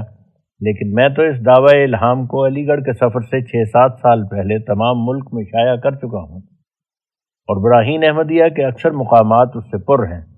اگر میں تقریر کرنے سے عاجز ہوتا تو وہ کتابیں جو میری طرف سے تقریری طور پر عین مجلس میں اور ہزارہا موافقین اور مخالفین کے جلسہ میں قلم بند ہو کر شائع ہوئی ہیں، جیسے سرمہ چشماریہ، وہ کیوں کر میری ایسی ضعیف قوت ناطقہ سے نکل سکتی تھی، اور کیوں کر میرا عالیشان سلسلہ زبانی تقریروں کا، جس میں ہزاروں مختلف طبع اور استعداد آدمیوں کے ساتھ ہمیشہ مغز خواری کرنی پڑتی ہے، آج تک چل سکتا۔ افسوس، ہزار افسوس اس زمانہ کے اکثر مولویوں پر کہ آتش حسد اندر ہی اندر ان کو کھا گئی ہے۔ لوگوں کو تو ایمانی خصائل اور برادرانہ برتاؤ اور باہم نیک ظنی کا ہمیشہ سبق دیتے ہیں، اور ممبروں پر چڑھ کر اس بارے میں کلام الہی کی آیات سناتے ہیں، مگر آپ ان حکموں کو چھوتے بھی نہیں۔ اے حضرت، خدا تعالیٰ آپ کی آنکھ کھولے۔ کیا یہ ممکن نہیں کہ خدا تعالیٰ اپنے کسی ملہم بندہ کو کسی مصلحت کی وجہ سے ایک کام کرنے سے روک دے؟ اور شاید اس روک کا دوسرا سبب یہ بھی ہوگا کہ تا آپ کی اندرونی خاصیتوں کا امتحان ہو جائے، اور جو لوگ آپ کے ہم رنگ اور آپ کے ہم ظرف ہیں، ان کے مواد خبیثہ بھی اس تقریب سے باہر نکل آئیں۔ رہی یہ بات کہ آپ کی عالمانہ عظمت اور ہیبت سے میں ڈر گیا، تو اس کے جواب میں آپ یقیناً سمجھیں کہ جو لوگ تاریکی اور نفسانی ظلمتوں میں مبتلا ہیں، اگر وہ دنیا کے تمام فلسفہ اور طبی کے جامع بھی ہوں، تب بھی میری نگاہ میں ایک مرے ہوئے کیڑے سے ان کی زیادہ وقت نہیں۔ مگر آپ اس مرتبہ علم کے آدمی بھی نہیں، صرف پرانے خیالات کے خشک ملا ہیں، اور وہی کمینگی جو تاریخ خیال ملاؤں میں ہوا کرتی ہے آپ کے اندر موجود ہے۔ اور آپ کو یاد رہے کہ اکثر میرے پاس ایسے محقق اور جامع فنون اور معلومات وسیع رکھنے والے آتے اور اسرار معارف سے فائدہ اٹھاتے رہتے ہیں کہ اگر میں ان کے مقابل پر آپ کو طفل مکتب بھی کہوں تو اس قدر کلمہ سے بھی آپ کو وہ عزت دوں گا جس کے آپ مستحق نہیں۔ اب بھی اگر آپ کی قوت واہمہ فرو ہونے میں نہ آوے اور بدظنی کے جذبات کم نہ ہوں، تو پھر میں خدا تعالیٰ کی مدد اور رحمت سے آپ کے مقابل پر تقریر کرنے کو بھی حاضر ہوں۔ میں بباعث بیماری اب کوئی سفر دور دراز تو نہیں کر سکتا، لیکن اگر آپ راضی ہوں تو اپنے کرایہ سے لاہور جیسے پنجاب کے صدر مقام میں آپ کو اس کام اور اس امتحان کے لیے تکلیف دے سکتا ہوں، اور یہ عہد پختہ عزم سے کرتا ہوں اور آپ کے جواب کا منتظر ہوں۔ قولہ، یہ شخص محض نالائق ہے، علمی لیاقت نہیں رکھتا۔ اقول، اے حضرت، مجھے دنیا کی کسی حکمت اور دانائی کا دعویٰ نہیں۔ اس جہان کی دانائیوں اور چالاکیوں کو میں کیا کروں کہ وہ روح کو منور نہیں کر سکتی، اندرونی غلاظتوں کو وہ دھو نہیں سکتی، عجز اور خاکساری کو پیدا نہیں کر سکتی، بلکہ زنگ پر زنگ چڑھاتی اور کفر پر کفر بڑھاتی ہیں۔ میرے لیے یہ بس ہے کہ عنایت الہی نے میری دستگیری کی، اور وہ علم بخشا کہ مدارس سے نہیں بلکہ آسمانی معلم سے ملتا ہے۔ اگر مجھے امی کہا جائے تو اس پر میری کیا کسر شان ہے، بلکہ جائے فخر، کیونکہ میرا اور تمام خلق اللہ کا مقتدا جو عامہ خلائق کی اصلاح کے لیے بھیجا گیا وہ بھی امی ہی تھا۔ میں اس کھوپڑی کو ہرگز قدر کے لائق نہیں سمجھوں گا جس میں علم کا گھمنڈ ہے، مگر اس کا ظاہر و باطن تاریکی سے بھرا ہوا ہے۔ قرآن شریف کو کھول کر گدھے کی مثال پر غور کرو، کیا یہ کافی نہیں؟ قولہ، میں نے الہام کے بارے میں اس سے چند سوال کیے، کسی قدر بے معنی جواب دے کر سکوت اختیار کیا۔ اقول، مجھے یاد ہے کہ بہت پرمعنی جواب دیا گیا تھا، اور ایسے شخص کے لیے کہ جو کسی قدر عقل اور انصاف رکھتا ہو کافی تھا، مگر آپ نے نہ سمجھا۔ اس میں کس کی پردہ داری ہے، آپ کی یا کسی اور کی؟ وہی سوال کسی اخبار میں شائع کیجیے اور دوبارہ اپنی خوش فہمی کی آزمائش کرائیے۔ قولہ، ہرگز یقین نہیں ہو سکتا کہ ایسی عمدہ تصانیف کے یہی حضرت مصنف ہیں۔ اقول، آپ کیا یقین کریں گے، یہ یقین تو ان کفار کو بھی میسر نہ آیا جنہوں نے حضرت صلی اللہ علیہ وسلم کو بچشم خود دیکھا تھا، اور وہ باعث سخت محجوب ہونے کے کمالات نبوی ان پر نہ کھل سکے، اور یہی کہتے رہے کہ یہ بلیغ کلمات جو اس کے منہ سے نکلتے ہیں اور یہ قرآن جو خلق اللہ کو سنایا جاتا ہے، یہ تمام عبارتیں در حقیقت بعض اور لوگوں کی تالیف ہیں جو پوشیدہ طور پر صبح اور شام اس کو سکھلائے جاتے ہیں۔ اور ایک طور سے ان کفار نے بھی سچ کہا اور مولوی صاحب کے منہ سے بھی سچ ہی نکلا، کیونکہ بلا شبہ قرآن شریف کا کلام بلاغت اور حکمت میں حضرت کی طاقت ذہنی سے بہت بلند، بلکہ تمام مخلوقات کی طاقت سے برتر و اعلیٰ ہے، اور بجز علیم مطلق اور قادر کامل کے اور کسی سے وہ کلام بن نہیں سکتا۔ ایسا ہی وہ کتابیں جو اس عاجز نے تالیف کر کے شائع کی ہیں، در حقیقت یہ تمام غیبی مدد کا نتیجہ ہے، اور اس عاجز کی استعداد اور لیاقت سے برتر اور شکر کا مقام ہے کہ مولوی صاحب کی اس نکتہ چینی سے ایک پیش گوئی بھی جو براہین احمدیہ میں درج ہے پوری ہوئی، کہ بعض لوگ اس تالیف کو پڑھ کر کہیں گے کہ یہ کتاب اس شخص کی تالیف نہیں بل آنہ علیہ قوم آخرون۔ دیکھو براہین احمدیہ کا صفحہ 239۔ قولہ، سید احمد عرب جن کو میں ثقہ جانتا ہوں، وہ مجھ سے بلا واسطہ بیان کرتے تھے کہ میں 2 ماہ تک ان کے پاس ان کے معتقدین خاص کے زمرہ میں رہا اور وقتاً فوقتاً بنظر تجسس و امتحان ہر ایک وقت خاص پر حاضر رہ کر جانچا، تو معلوم ہوا کہ در حقیقت ان کے پاس حالات نجوم موجود ہیں، وہ ان سے کام لیتے ہیں۔ مقول، تعالوا ندعو ابناءنا وابناءکم ونساءنا ونساءکم وانفسنا وانفسکم ثم نبتہل فنجعل لعنۃ اللہ علی الکاذبین۔ میری طرف سے در حقیقت یہی جواب ہے جو میں نے آیات ربانی کے ذریعے سے لکھ دیا، اور مجھے ہرگز یاد نہیں کہ وہ سید احمد صاحب کون بزرگ تھے جو 2 ماہ تک میرے پاس رہے۔ اس بات کا بارے ثبوت مولوی صاحب کے ذمہ ہے کہ ان کو میرے روبرو پیش کریں تا پوچھا جائے کہ انہوں نے کن حالات کا مشاہدہ کیا تھا، اور جب کہ میں ابھی تک زندہ موجود ہوں، اس حالت میں مولوی صاحب 2 ماہ تک آپ ہی رہ کر دیکھ لیں، کسی دوسرے عربی یا اجمی کے توسط کی کیا ضرورت ہے۔ قولہ، مجھے فقرات الہام پر غور کرنے سے ہرگز یقین نہیں آتا کہ وہ الہام ہیں۔ مقول، ان لوگوں کو بھی یقین نہیں آیا تھا جن کے حق میں اللہ تعالیٰ فرماتا ہے کذبوا بآیاتنا کذابا، فرعون کو یقین نہ آیا، یہودیوں کے فقیہوں اور فریسیوں کو یقین نہ آیا، ابو جہل ابو لہب کو یقین نہ آیا، مگر ان کو آیا دل کے غریب اور نفس کے پاک تھے۔ این سعادت بزور بازو نیست تا نبخشد خدای بخشنده۔ قولہ، مدعی ہونا کرامات کے خلاف ہے، اور یہ کہنا کہ جس کو انکار ہو آ کر دیکھے یہ دعوی باطلہ ہے۔ مقول، یہ باتیں انسان کی طرف سے نہیں بلکہ اس کی طرف سے ہیں جس کو ہر ایک دعویٰ پہنچتا ہے، پھر کون حق پرست ان کو باطل کہہ سکتا ہے؟ ہاں یہ سچ ہے کہ ادعا کسی فوق القدرت بات کا کوئی نبی بھی نہیں کر سکتا، مگر کیا ایسا ادعا بتوسط کسی نبی یا رسول یا محدث کے خدا تعالیٰ کی طرف سے بھی جائز نہیں؟ قولہ،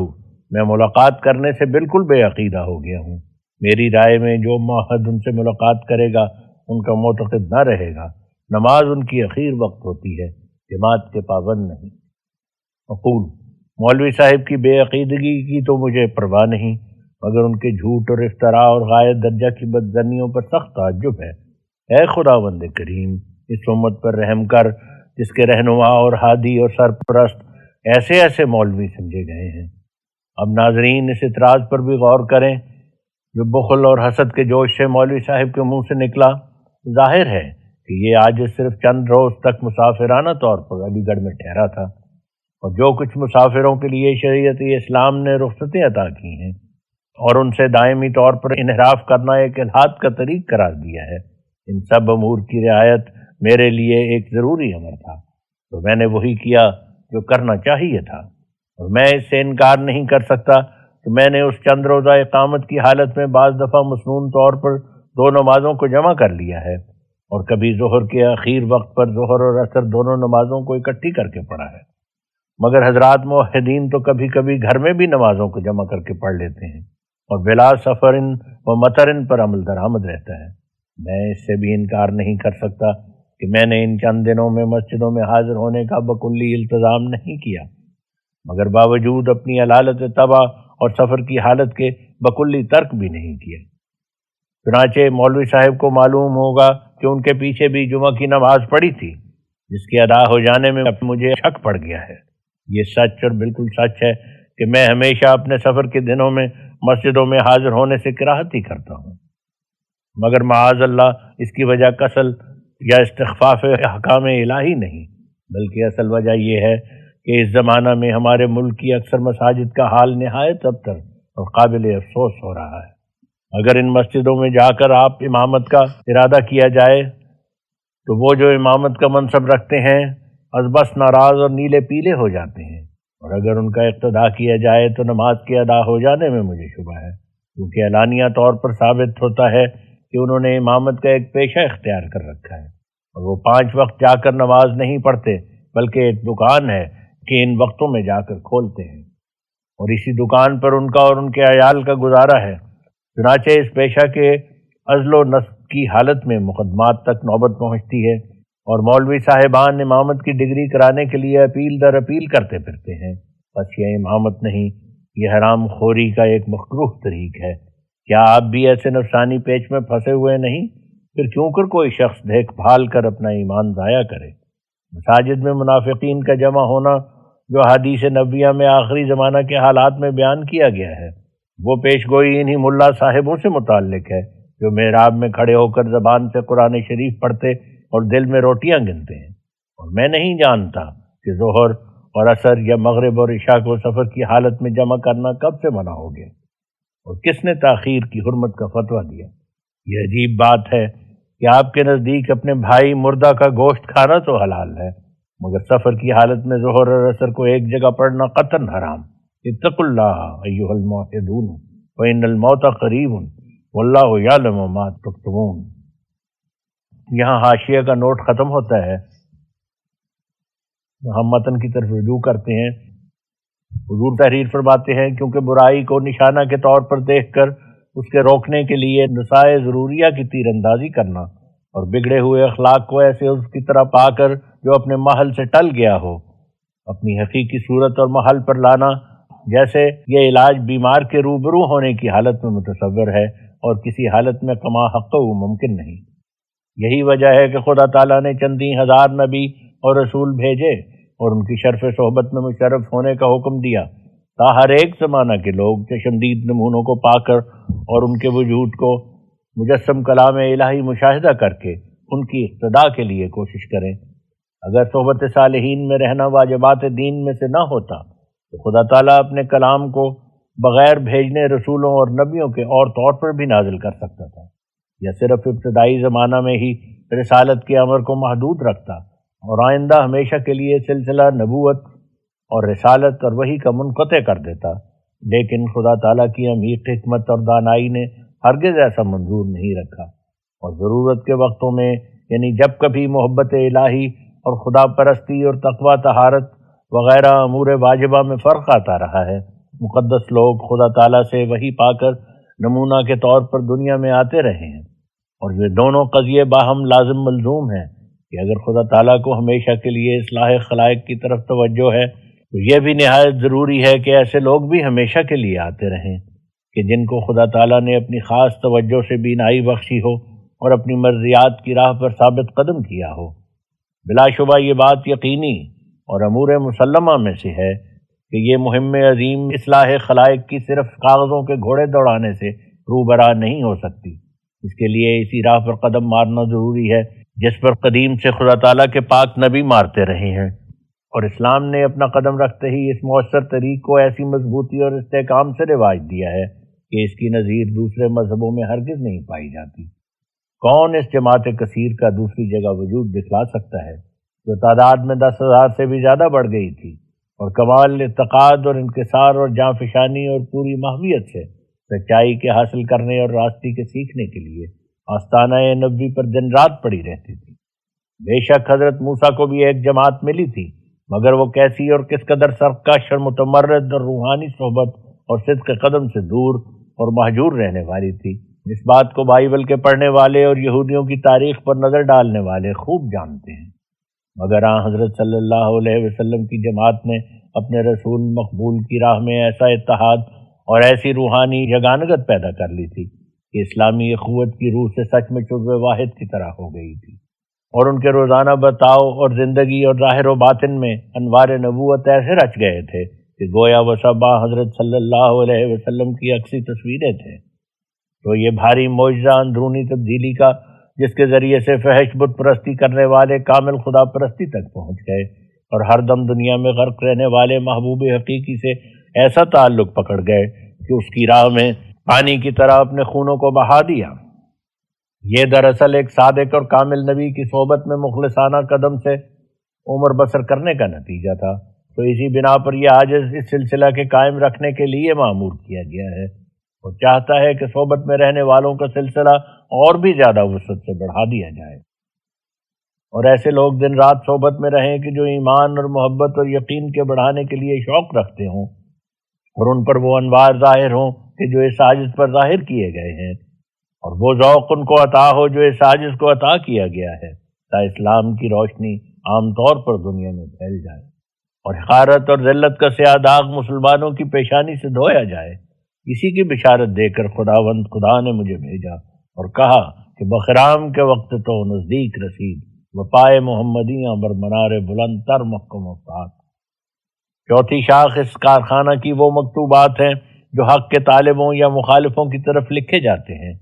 چنانچہ اب تک عرصہ مذکورہ بالا میں 90,000 سے بھی کچھ زیادہ خط آئے ہوں گے، ان کا جواب لکھا گیا بجز بعض خطوط کے جو فضول یا غیر ضروری سمجھے گئے، اور یہ سلسلہ بھی بدستور جاری ہے اور ہر ایک مہینے میں غالباً 300 سے 700 یا 1000 تک خطوط کی آمد و رفت کی نوبت پہنچتی ہے۔ پانچویں شاخ اس کارخانہ کی جو خدا تعالیٰ نے اپنی خاص وحی اور الہام سے قائم کی مریدوں اور بیعت کرنے والوں کا سلسلہ ہے۔ چنانچہ اس نے اس سلسلہ کے قائم کرنے کے وقت مجھے فرمایا کہ زمین میں طوفان ضلالت برپا ہے، تو اس طوفان کے وقت میں یہ کشتی تیار کر، جو شخص اس کشتی میں سوار ہوگا وہ غرق ہونے سے نجات پا جائے گا اور جو انکار میں رہے گا اس کے لیے موت درپیش ہے۔ اور فرمایا کہ جو شخص تیرے ہاتھ میں ہاتھ دے گا اس نے تیرے ہاتھ میں نہیں بلکہ خدا تعالیٰ کے ہاتھ میں ہاتھ دیا، اور اس خداوند خدا نے مجھے بشارت دی کہ میں تجھے وفات دوں گا اور اپنی طرف اٹھاؤں گا، مگر تیرے سچے متبعین اور محبین قیامت کے دن تک رہیں گے اور ہمیشہ منکرین پر انہیں غلبہ رہے گا۔ یہ 5 طور کا سلسلہ ہے جو خدا تعالیٰ نے اپنے ہاتھ سے قائم کیا۔ اگرچہ ایک سرسری نگاہ والا آدمی صرف تالیف کے سلسلے کو ضروری سمجھے گا اور دوسری شاخوں کو غیر ضروری اور فضول خیال کرے گا، مگر خدا تعالیٰ کی نظر میں یہ سب ضروری ہیں، اور جس اصلاح کے لیے اس نے ارادہ فرمایا ہے وہ اصلاح بجز استعمال ان 5 طریقوں کے ظہور پذیر نہیں ہو سکتی۔ اگرچہ یہ تمام کاروبار خدا تعالیٰ کی خاص امداد اور خاص فضل پر چھوڑا گیا ہے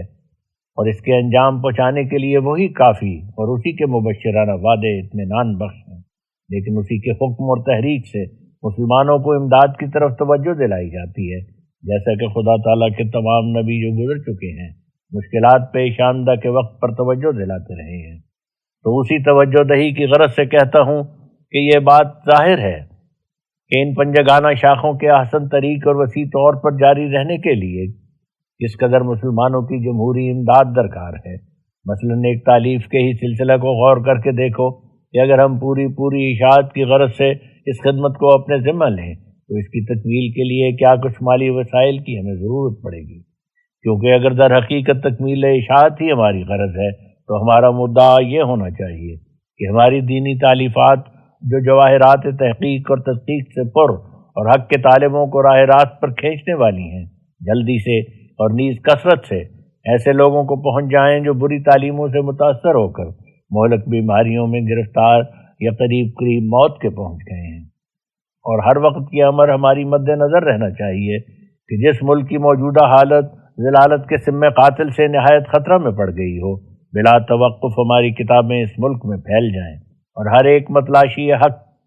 کے ہاتھ میں وہ کتابیں نظر آویں، لیکن ظاہر ہے کہ اس مدعا کا بوجہ اکمل و اتم اس طور سے حاصل ہونا ہرگز ممکن نہیں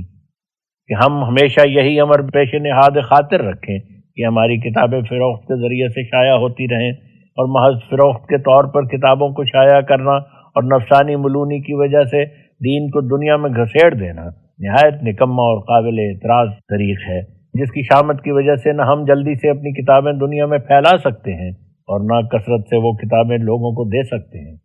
بلا شبہ یہ بات سچ اور بالکل سچ ہے کہ جس طرح ہم مثلاً 1,00,000 کتاب کو مفت تقسیم کرنے کی حالت میں صرف 20 روز میں وہ سب کتابیں دور دور ملکوں میں پہنچا سکتے ہیں اور عام طور پر ہر ایک فرقہ میں اور ہر جگہ پھیلا سکتے ہیں، اور ہر ایک حق کے طالب اور راستی کے متلاشی کو دے سکتے ہیں۔ ایسی اور اس طرح کی اعلیٰ درجہ کی کارروائی قیمت پر دینے کی حالت میں شاید 20 برس کی مدت تک بھی ہم نہیں کر سکیں گے۔ فروخت کی حالت میں کتابوں کو صندوق میں بند کر کے ہم کو خریداروں کی راہ دیکھنا چاہیے کہ کب کوئی آتا ہے یا خط بھیجتا ہے، اور ممکن ہے کہ اس انتظار دراز کے زمانہ میں ہم آپ ہی اس دنیا سے رخصت ہو جائیں اور کتابیں صندوقوں میں بند کی بند ہی رہیں۔ کیونکہ فروخت کا دائرہ نہایت تنگ اور اصل مدعا کا سخت خارج اور چند سال کے کام کو سدھا برسوں پر ڈالتا ہے، اور مسلمانوں میں سے ایسا کوئی فراخ حوصلہ اور عالی ہمت ویر بھی اب تک اس طرف متوجہ نہیں ہوا کہ ہماری تالیفات جدیدہ کے بہت سے نسخے خرید کر محض للہ تقسیم کیا کرتا۔ اور اسلام میں عیسائی مشن کی طرح کوئی ایسی سوسائٹی بھی نہیں جو اس کام کے لیے مدد دے سکے، اور عمر کا بھی اعتبار نہیں۔ یہاں نشان دے کر حاشیہ میں حضور تحریر فرماتے ہیں، بیان کیا جاتا ہے کہ برٹش اور فورن بائبل سوسائٹی نے ابتدائے قیام سے یعنی گزشتہ 21 سال کے عرصہ میں عیسائی مذہب کی تائید میں 7 کروڑ سے کچھ زیادہ اپنی مذہبی کتابیں تقسیم کر کے دنیا میں پھیلائی ہیں۔ اس وقت کے ذی مقدرت مگر قاہل مسلمانوں کو یہ مضمون جو اکتوبر اور نومبر 1890 کے اخبارات میں چھپ کر شائع ہوا ہے بنظر غور و شرم پڑھنا چاہیے۔ کیا یہ کتابیں بیچنے والوں کے ہاتھ سے شائع ہوئی ہیں یا ایک قوم کی سرگرم سوسائٹی نے اپنے دین کی امداد میں مفت بانٹی ہیں؟ یہاں حاشیہ کا نوٹ ختم ہوا ہے، ہم متن کی طرف رجوع کرتے ہیں۔ اور عمر کا بھی اعتبار نہیں، تاہم لمبی عمر کی امید پر کسی دور دراز وقت کے منتظر رہیں۔ لہٰذا میں نے اپنی تمام تالیفات میں ابتدا سے التزامی طور پر یہی مقرر کر رکھا ہے کہ جہاں تک بس چل سکتا ہے بہت سا حصہ کتابوں کو مفت تقسیم کر دیا جائے، تاکہ جلدی سے اور عام طور پر یہ کتابیں جو سچائی کے نور سے بھری ہوئی ہیں دنیا میں پھیل جائیں۔ مگر چونکہ میری ذاتی مقدرت ایسی نہیں تھی کہ میں اس بار عظیم کو تن تنہا اٹھا سکتا، اور دوسری شاخوں کے مصارف عظیمہ بھی اس شاخ کے ساتھ لاحق تھے، اس لیے یہ کام طبع تالیف کا ایک حد تک چل کر آگے رک گیا جو آج تک رکا ہوا ہے۔ خدا تعالیٰ نے اس سلسلہ کی تمام شاخوں کو ایک ہی نظر سے دیکھا ہے اور بنظر مساوات ان سب کی تکمیل اور ان سب کا قیام چاہتا ہے، لیکن ان پنجگانہ شاخوں کے مصارف اس قدر ہیں کہ جن کے لیے مخلصین کی خاص توجہ اور ہمدردی کی ضرورت ہے۔ اگر میں ان دینی مصارف کی مفصل حقیقت لکھوں تو بہت طول ہو جائے گا، مگر اے بھائیو، تم نمونہ کے طور پر صرف واردین اور صادرین کے ہی سلسلہ پر نظر ڈال کر دیکھو کہ اب تک 7 سال کے عرصہ میں 60,000 کے قریب یا اس سے کچھ زیادہ مہمان آیا ہے۔ اب تم اندازہ کر سکتے ہو کہ ان عزیز مہمانوں کی خدمت اور دعوت اور ضیافت میں کیا کچھ خرچ ہوا ہوگا، اور ان کے سرما اور گرما کے آرام کے لیے ضروری طور پر کیا کچھ بنانا پڑا ہوگا۔ بے شک ایک دور اندیش آدمی تعجب میں پڑے گا کہ اس قدر گروہ کثیر کی مہمانداری کے تمام لوازم اور مراتب وقتاً فوقتاً کیوں کر انجام پذیر ہوئے ہوں گے، اور آئندہ کس بنا پر ایسا بڑا کام جاری ہے۔ ایسا ہی وہ 20,000 اشتہار جو انگریزی اور اردو میں چھاپے گئے اور پھر 12,000 سے کچھ زیادہ مخالفین کے سرگروہوں کے نام رجسٹری کرا کر بھیجے گئے، اور ملک ہند میں ایک بھی ایسا پادری نہ چھوڑا جس کے نام وہ رجسٹری شدہ اشتہار نہ بھیجے گئے ہوں، بلکہ یورپ اور امریکہ کے ممالک میں بھی یہ اشتہارات بذریعہ رجسٹری بھیج کر حجت کو تمام کر دیا گیا۔ کیا ان اخراجات پر غور کرنے سے یہ تعجب کا مقام نہیں کہ اس بذات مزجات کے ساتھ کیوں کر تحمل ان مصارف کا ہو رہا ہے؟ اور یہ تو بڑے بڑے اخراجات ہیں۔ اگر ان اخراجات کو ہی جانچا جائے کہ جو ہر مہینہ میں خطوط کے بھیجنے میں اٹھانے پڑتے ہیں، تو وہ بھی ایسی رقم کثیر نکلے گی جس کے مسلسل جاری رہنے کے لیے ابھی تک کوئی امدادی سبیل نہیں۔ اور جو لوگ سلسلہ بیعت میں داخل ہو کر حق کی طلب کی غرض سے اصحاب الصفہ کی طرح میرے پاس ٹھہرنا چاہتے ہیں، ان کے گزارا کے لیے بھی مجھے آسمان کی طرف نظر ہے، اور میں جانتا ہوں کہ ان پنجگانہ شاخوں کے قائم رکھنے کی سبیل آپ وہ قادر مطلق نکال دے گا جس کے ارادہ خاص سے اس کارخانہ کی بنا ہے، مگر بنظر تبلیغ ضروری ہے کہ قوم کو اس سے مطلع کر دیں۔ میں نے سنا ہے کہ بعض ناواقف یہ الزام میری نسبت شائع کرتے ہیں کہ کتاب براہین احمدیہ کی قیمت اور کسی قدر چندہ بھی قریب 3,000 روپیہ کے لوگوں سے وصول ہوا، مگر اب تک کتاب بتمام و کمال طبع نہیں ہوئی۔ میں اس کے جواب میں ان پر واضح کرتا ہوں کہ روپیہ جو لوگوں سے وصول ہوا وہ صرف 3,000 نہیں بلکہ علاوہ اس کے اور روپیہ بھی شاید قریب 10,000 کے آیا ہوگا، کہ جو نہ کتاب کے لیے چندہ تھا اور نہ کتاب کی قیمت میں دیا گیا تھا، بلکہ بعض دعا کے خواستگاروں نے محض نظر کے طور پر دیا، یا بعض دوستوں نے محض محبت کی راہ سے خدمت کی، سو وہ سب اس کارخانہ کے لابودی اور پیش آمدہ کاموں میں وقتاً فوقتاً خرچ ہوتا رہا، اور چونکہ حکمت الہی نے سلسلہ تالیف کتاب کو تاخیر میں ڈالا ہوا تھا، اس واسطے اس کے لیے دوسری اہم شاخوں سے جو بامر الہی قائم تھیں کچھ بچت نکل نہ سکی، اور تاخیر طبع کتاب میں حکمت یہی تھی کہ تا اس فطرت کی مدت میں بعض دقائق و حقائق مؤلف پر کامل طور سے کھل جائیں اور نیز مخالفین کا سارا بخار باہر نکل آوے۔ اب جو ارادہ الہی پھر اس طرف متعلق ہوا کہ بقیہ تالیفات کی تکمیل ہو، تو اس نے اس مضمون دعوت کے لکھنے کی طرف مجھے توجہ دی، تو اس وقت مجھ کو تکمیل تالیفات کی سخت ضرورت ہے۔ براہین کا بہت سا حصہ ہنوز طبق لائق ہے، اگر وہ تیار ہو جائے تو خریداروں کو اور ان سب کو پہنچایا جائے جن کو محض للہ پہلے حصے دیے گئے ہیں اور آئندہ دینے کا وعدہ ہے۔ ایسا ہی دوسرے رسائل جیسے اشت القرآن، سراج منیر، تجدید دین، 40 فی علامات المقربین اور قرآن شریف کی ایک تفسیر لکھنے کا بھی ارادہ ہے، اور یہ بھی دل میں جوش ہے کہ عیسائی وغیرہ مذاہب باطلہ کے رد میں اور ان کے اخبارات کے مقابل پر ماہواری ایک رسالہ نکلا کرے، اور ان سب کاموں کے مسلسل اجرا کے لیے بجز انتظام سرمایہ اور مالی امداد کے اور کوئی روک درمیان نہیں۔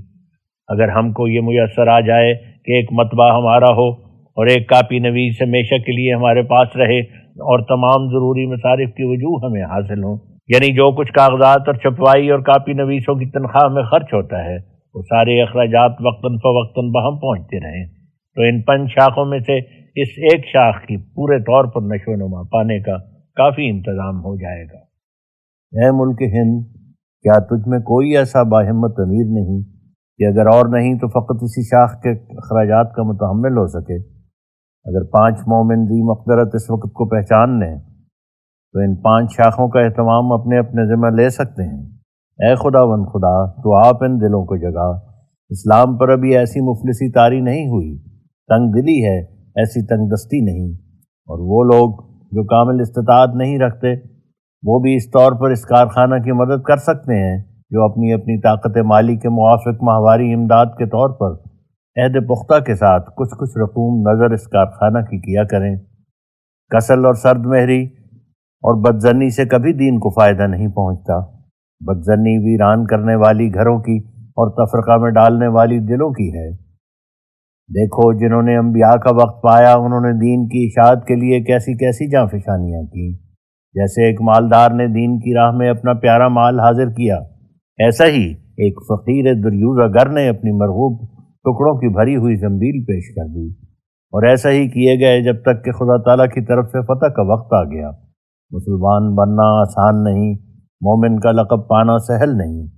تو اے لوگو، اگر تم میں وہ راستی کی روح ہے جو مومنوں کو دی جاتی ہے تو اس میری دعوت کو سرسری نگاہ سے مت دیکھو۔ نیکی حاصل کرنے کی فکر کرو کہ خدا تعالیٰ تمہیں آسمان پر دیکھ رہا ہے کہ تم اس پیغام کو سن کر کیا جواب دیتے ہو۔ اے مسلمانوں، جو اولو العزم مومنوں کے آثار باقیہ ہو اور نیک لوگوں کی ذریت ہو، انکار اور بدظنی کی طرف جلدی نہ کرو، اور اس خوفناک وبا سے ڈرو جو تمہارے ارد گرد پھیل رہی ہے، اور بے شمار لوگ اس کے دام فریب میں آ گئے ہیں۔ تم دیکھتے ہو کہ کس قدر زور سے دین اسلام کے مٹانے کے لیے کوشش ہو رہی ہے۔ کیا تم پر یہ حق نہیں کہ تم بھی کوشش کرو؟ اسلام انسان کی طرف سے نہیں کہ تا انسانی کوششوں سے برباد ہو سکے، مگر افسوس ان پر ہے کہ جو اس بے خونی کے لیے درپے ہیں، اور پھر دوسرا افسوس ان پر ہے جو اپنی عورتوں اور اپنے بچوں اور اپنے نفس کی عیاشیوں کے لیے تو ان کے پاس سب کچھ ہے مگر اسلام کے حصہ کا ان کی جیب میں کچھ نہیں۔ کاہلو، تم پر افسوس کہ آپ تو تم الہ کلمہ اسلام اور دینی انوار کے دکھلانے کی کچھ قوت نہیں رکھتے، مگر خدا تعالیٰ کے قائم کردہ کارخانہ کو بھی جو اسلام کی چمکار ظاہر کرنے کے لیے آیا ہے شکر کے ساتھ قبول نہیں کر سکتے۔ آج کل اسلام اس چراغ کی طرح ہے جو ایک صندوق میں بند کر دیا جائے، یا اس چشمہ شیریں کی طرح ہے جو خس و خاشاک سے چھپا دیا جائے۔ اسی وجہ سے اسلام تنزل کی حالت میں پڑا ہے، اس کا خوبصورت چہرہ دکھائی نہیں دیتا، اس کا دلکش اندام نظر نہیں آتا۔ مسلمانوں کا فرض تھا کہ اس کی محبوبانہ شکل دکھلانے کے لیے جان توڑ کر کوشش کرتے، اور مال کیا بلکہ خون کو بھی پانی کی طرح بہاتے۔ مگر انہوں نے ایسا نہیں کیا۔ وہ اپنے غائب درجہ کی نادانی سے اس غلطی میں بھی پھنسے ہوئے ہیں کہ کیا پہلی تالیفات کافی نہیں جانتے کہ جدید فسادوں کے دور کرنے کے لیے جو جدید در جدید پیرایوں میں ظاہر ہوتے جاتے ہیں، مدافعت بھی جدید طور کی ہی ضروری ہے۔ اور نیز ہر ایک زمانہ کی تاریکی پھیلنے کے وقت میں جو نبی اور رسول اور مسلح آتے رہے، کیا اس وقت پہلی کتابیں نہیں تھیں؟ سو بھائیو، یہ تو ضروری ہے کہ تاریکی پھیلنے کے وقت میں روشنی آسمان سے اترے۔ میں اسی مضمون میں بیان کر چکا ہوں کہ خدا تعالیٰ سورۃ القدر میں فرماتا ہے، بلکہ مومنین کو بشارت دیتا ہے کہ اس کا کلام اور اس کا نبی لیلۃ القدر میں آسمان سے اتارا گیا ہے، اور ہر ایک مصلح اور مجدد جو خدا تعالیٰ کی طرف سے آتا ہے وہ لیلۃ القدر میں ہی اترتا ہے۔ تم سمجھتے ہو کہ لیلۃ القدر کیا چیز ہے؟ لیلۃ القدر اس ظلمانی زمانہ کا نام ہے جس کی ظلمت کمال کی حد تک پہنچ جاتی ہے۔ اس لیے وہ زمانہ بالطبع تقاضا کرتا ہے کہ ایک نور نازل ہو جو اس ظلمت کو دور کرے۔ اس زمانہ کا نام بطور استعارہ کے لیلۃ القدر رکھا گیا ہے، مگر در حقیقت یہ رات نہیں ہے۔ یہ ایک زمانہ ہے جو بوجہ ظلمت رات کا ہم رنگ ہے۔ نبی کی وفات یا اس کے روحانی قائم مقام کی وفات کے بعد جب 1000 مہینہ جو بشری عمر کے دور کو قریب الاختتام کرنے والا اور انسانی حواس کے الوداع کی خبر دینے والا ہے گزر جاتا ہے، تو یہ رات اپنا رنگ جمانے لگتی ہے۔ تب آسمانی کارروائی سے ایک یا کئی مصلحوں کی پوشیدہ طور پر تخم ریزی ہو جاتی ہے، جو نئی صدی کے سر پر ظاہر ہونے کے لیے اندر ہی اندر تیار ہو رہتے ہیں۔ اسی کی طرف اللہ جل شانہ اشارہ فرماتا ہے کہ لیلۃ القدر خیر من الف شہر، یعنی اس لیلۃ القدر کے نور کو دیکھنے والا اور وقت کے مصلح کی صحبت سے شرف حاصل کرنے والا اس 80 برس کے بڈھے سے اچھا ہے جس نے اس نورانی وقت کو نہیں پایا، اور اگر ایک ساتھ بھی اس وقت کو پا لیا ہے تو یہ ایک ساتھ اس 1000 مہینے سے بہتر ہے جو پہلے گزر چکے۔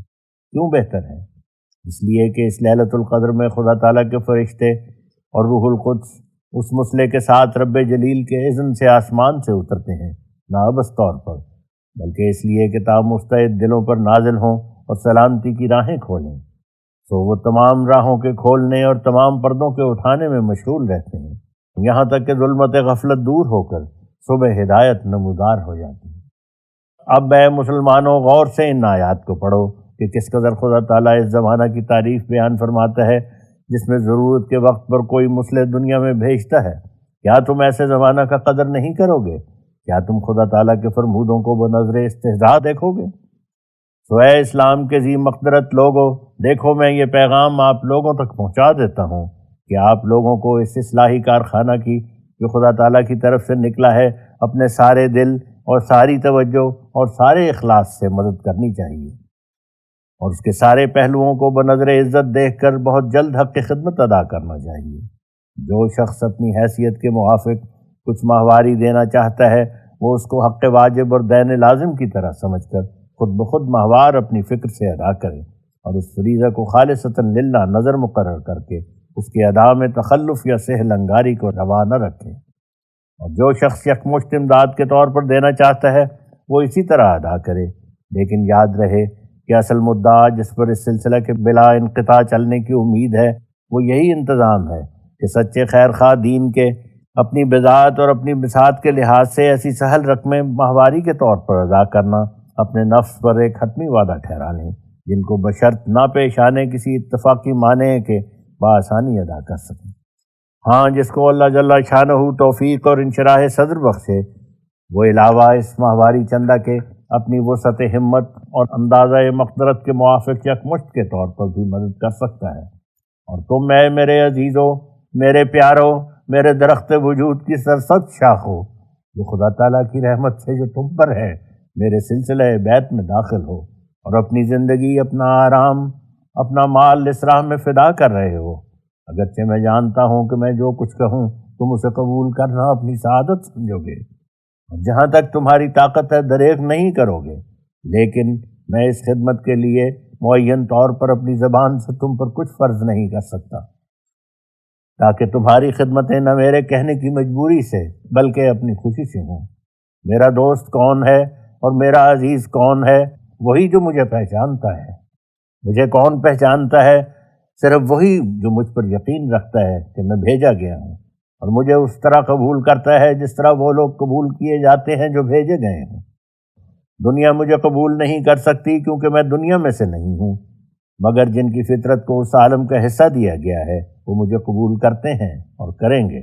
جو مجھے چھوڑتا ہے وہ اس کو چھوڑتا ہے جس نے مجھے بھیجا ہے، اور جو مجھ سے پیوند کرتا ہے وہ اس سے کرتا ہے جس کی طرف سے میں آیا ہوں۔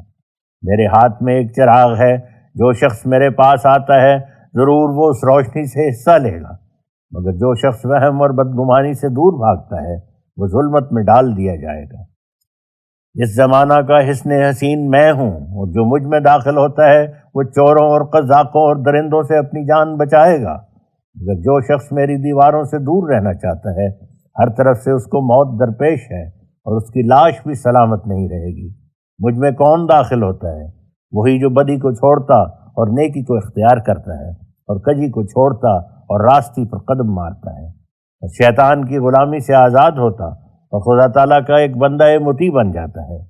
ہر ایک جو ایسا کرتا ہے وہ مجھ میں ہے اور میں اس میں ہوں، مگر ایسا کرنے پر فقط وہی قادر ہوتا ہے جس کو خدا تعالیٰ نفس مزکی کے سایہ میں ڈال دیتا ہے۔ تب وہ اس کے نفس کی دوزخ کے اندر اپنا پیر رکھ دیتا ہے تو وہ ایسا ٹھنڈا ہو جاتا ہے کہ گویا اس میں کبھی آگ نہیں تھی۔ تب وہ ترقی پر ترقی کرتا ہے یہاں تک کہ خدا تعالیٰ کی روح اس میں سکونت کرتی ہے،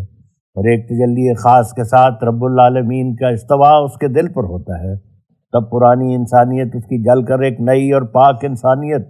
اس کو عطا کی جاتی ہے، اور خدا تعالیٰ بھی ایک نیا خدا ہو کر نئے اور خاص طور پر اس سے تعلق پکڑتا ہے،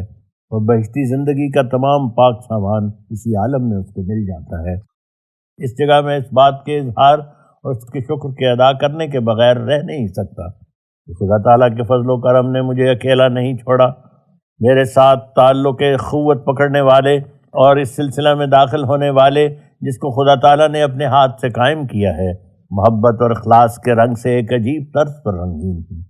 نہ میں نے اپنی محنت سے بلکہ خدا تعالیٰ نے اپنے خاص احسان سے یہ صدق سے بھری ہوئی روحیں مجھے عطا کی ہیں۔ سب سے پہلے میں اپنے ایک روحانی بھائی کے ذکر کرنے کے لیے دل میں جوش پاتا ہوں، جن کا نام ان کے نور اخلاص کی طرح نور دین ہے۔ میں ان کی بعض دینی خدمتوں کو جو اپنے مال حلال کے خرچ سے ادائے کلمہ اسلام کے لیے وہ کر رہے ہیں، ہمیشہ حسرت کی نظر سے دیکھتا ہوں کہ کاش وہ خدمتیں مجھ سے بھی ادا ہو سکتی۔ ان کے دل میں جو تائید دین کے لیے جوش بھرا ہے، اس کے تصور سے قدرت الہی کا نقشہ میری آنکھوں کے سامنے آ جاتا ہے کہ وہ کیسے اپنے بندوں کو اپنی طرف کھینچ لیتا ہے۔ وہ اپنے تمام مال اور تمام زور اور تمام اسباب مقدرت کے ساتھ جو ان کو میسر ہیں، ہر وقت اللہ رسول کی اطاعت کے لیے مستعد کھڑے ہیں، اور میں تجربہ سے نہ صرف حسن ظن سے یہ علم صحیح واقعی رکھتا ہوں کہ انہیں میری راہ میں مال کیا بلکہ جان اور عزت تک دریغ نہیں، اور اگر میں اجازت دیتا تو وہ سب کچھ اس راہ میں فدا کر کے اپنی روحانی رفاقت کی طرح جسمانی رفاقت اور ہر دم صحبت میں رہنے کا حق ادا کرتے۔ ان کے بعض خطوط کی چند سطریں بطور نمونہ ناظرین کو دکھلاتا ہوں تا انہیں معلوم ہو کہ میرے پیارے بھائی مولوی حکیم نور الدین بھیروی معالج ریاست جموں نے محبت اور اخلاص کے مراتب میں کہاں تک ترقی کی ہے، اور وہ سطریں یہ ہیں: مولانا مرشدنا امامنا السلام علیکم ورحمۃ اللہ وبرکاتہ۔ عالی جناب، میری دعا یہ ہے کہ ہر وقت حضور کی جناب میں حاضر رہوں اور امام زمان سے جس مطلب کے واسطے وہ مجدد کیا گیا وہ مطالب حاصل کروں۔ اگر اجازت ہو تو میں نوکری سے استعفیٰ دے دوں اور دن رات خدمت عالی میں پڑا رہوں، یا اگر حکم ہو تو اس تعلق کو چھوڑ کر دنیا میں پھروں اور لوگوں کو دین حق کی طرف بلاؤں اور اسی راہ میں جان دوں۔ میں آپ کی راہ میں قربان ہوں، میرا جو کچھ ہے میرا نہیں آپ کا ہے۔ حضرت پیر و مرشد، میں کمال راستی سے عرض کرتا ہوں کہ میرا سارا مال و دولت اگر دینی اشاعت میں خرچ ہو جائے تو میں مراد کو پہنچ گیا۔ اگر خریدار براہین کے توقف طبع کتاب سے مضطرب ہوں تو مجھے اجازت فرمائیے کہ یہ ادنیٰ خدمت بجا لاؤں کہ ان کی تمام قیمت ادا کردہ اپنے پاس سے واپس کر دوں۔ حضرت پیر و مرشد نابکار شرمسار عرض کرتا ہے، اگر منظور ہو تو میری سعادت ہے، میرا منشا ہے کہ ابراہیم کے طبع کا تمام خرچ میرے پر ڈال دیا جائے، پھر جو کچھ قیمت میں وصول ہو وہ روپیہ آپ کی ضروریات میں خرچ ہو۔ مجھے آپ سے نسبت فاروقی ہے اور سب کچھ اس راہ میں فدا کرنے کے لیے تیار ہوں۔ دعا فرماویں کہ میری موت صدیقوں کی موت ہو۔ مولوی صاحب ممدوح کا صدق اور ہمت اور ان کی غمخواری اور جانثاری جیسے ان کے قال سے ظاہر ہے، اس سے بڑھ کر ان کے حال سے، ان کی مخلصانہ خدمتوں سے ظاہر ہو رہا ہے، اور وہ محبت اور اخلاص کے جذبہ کاملہ سے چاہتے ہیں کہ سب کچھ یہاں تک کہ اپنے عیال کی زندگی بسر کرنے کی ضروری چیزیں بھی اسی راہ میں فدا کر دیں۔ ان کی روح محبت کے جوش اور مستی سے ان کی طاقت سے زیادہ قدم بڑھانے کی تعلیم دے رہی ہے، اور ہر دم اور ہر آن خدمت میں لگے ہوئے ہیں۔ یہاں نشان دے کر حضور نے حاشیہ میں فرمایا ہے، حضرت مولوی صاحب علوم فقہ اور حدیث اور تفسیر میں اعلیٰ درجہ کے معلومات رکھتے ہیں، فلسفہ اور طبی قدیم اور جدید پر نہایت عمدہ نظر ہے، فن طبابت میں ایک حاذق طبیب ہیں، ہر ایک فن کی کتابیں بلاد مصر و عرب و شام و یورپ سے منگوا کر ایک نادر کتب خانہ تیار کیا ہے، اور جیسے اور علوم میں فاضل جلیل ہیں، مناظرات دینیہ میں بھی نہایت درجہ نظر وسیع رکھتے ہیں، بہت سی عمدہ کتابوں کے مؤلف ہیں۔ حال میں کتاب تصدیق براہین احمدیہ بھی حضرت ممدوح نے ہی تالیف فرمائی ہے، جو ہر ایک محققانہ طبیعت کے آدمی کی نگاہ میں جواہرات سے بھی زیادہ بیش قیمت ہے۔ یہاں حاشیہ کا نوٹ ختم ہوتا ہے اور متن کی طرف رجوع کرتے ہیں۔ متن میں حضور فرماتے ہیں، لیکن یہ نہایت درجہ کی بے رحمی ہے کہ ایسے جانثار پر بہت سارے فوقت طاقت بوجھ ڈال دیے جائیں جن کو اٹھانا ایک گروہ کا کام ہے۔ بے شک مولوی صاحب اس خدمت کو بہم پہنچانے کے لیے تمام جائیداد سے دستبردار ہو جانا، اور ایوب نبی کی طرح یہ کہنا کہ میں اکیلا آیا اور اکیلا جاؤں گا قبول کر لیں گے، لیکن یہ فریضہ تمام قوم میں مشترک ہے، اور سب پر لازم ہے کہ اس پرخطر اور پرفتنہ زمانہ میں کہ جو ایمان کے ایک نازک رشتہ کو جو خدا اور اس کے بندے میں ہونا چاہیے بڑے زور شور کے ساتھ جھٹکے دے کر بلا رہا ہے، اپنے اپنے حسن خاتمہ کی فکر کریں، اور وہ اعمال صالحہ جن پر نجات کا انحصار ہے اپنے پیارے مالوں کے فدا کرنے اور پیارے وقتوں کو خدمت میں لگانے سے حاصل کریں، اور خدا تعالیٰ کے اس غیر متبدل اور مستحکم قانون سے ڈریں جو وہ اپنے کلام عزیز میں فرماتا ہے، لن تنالوا البر حتی تنفقوا مما تحبون،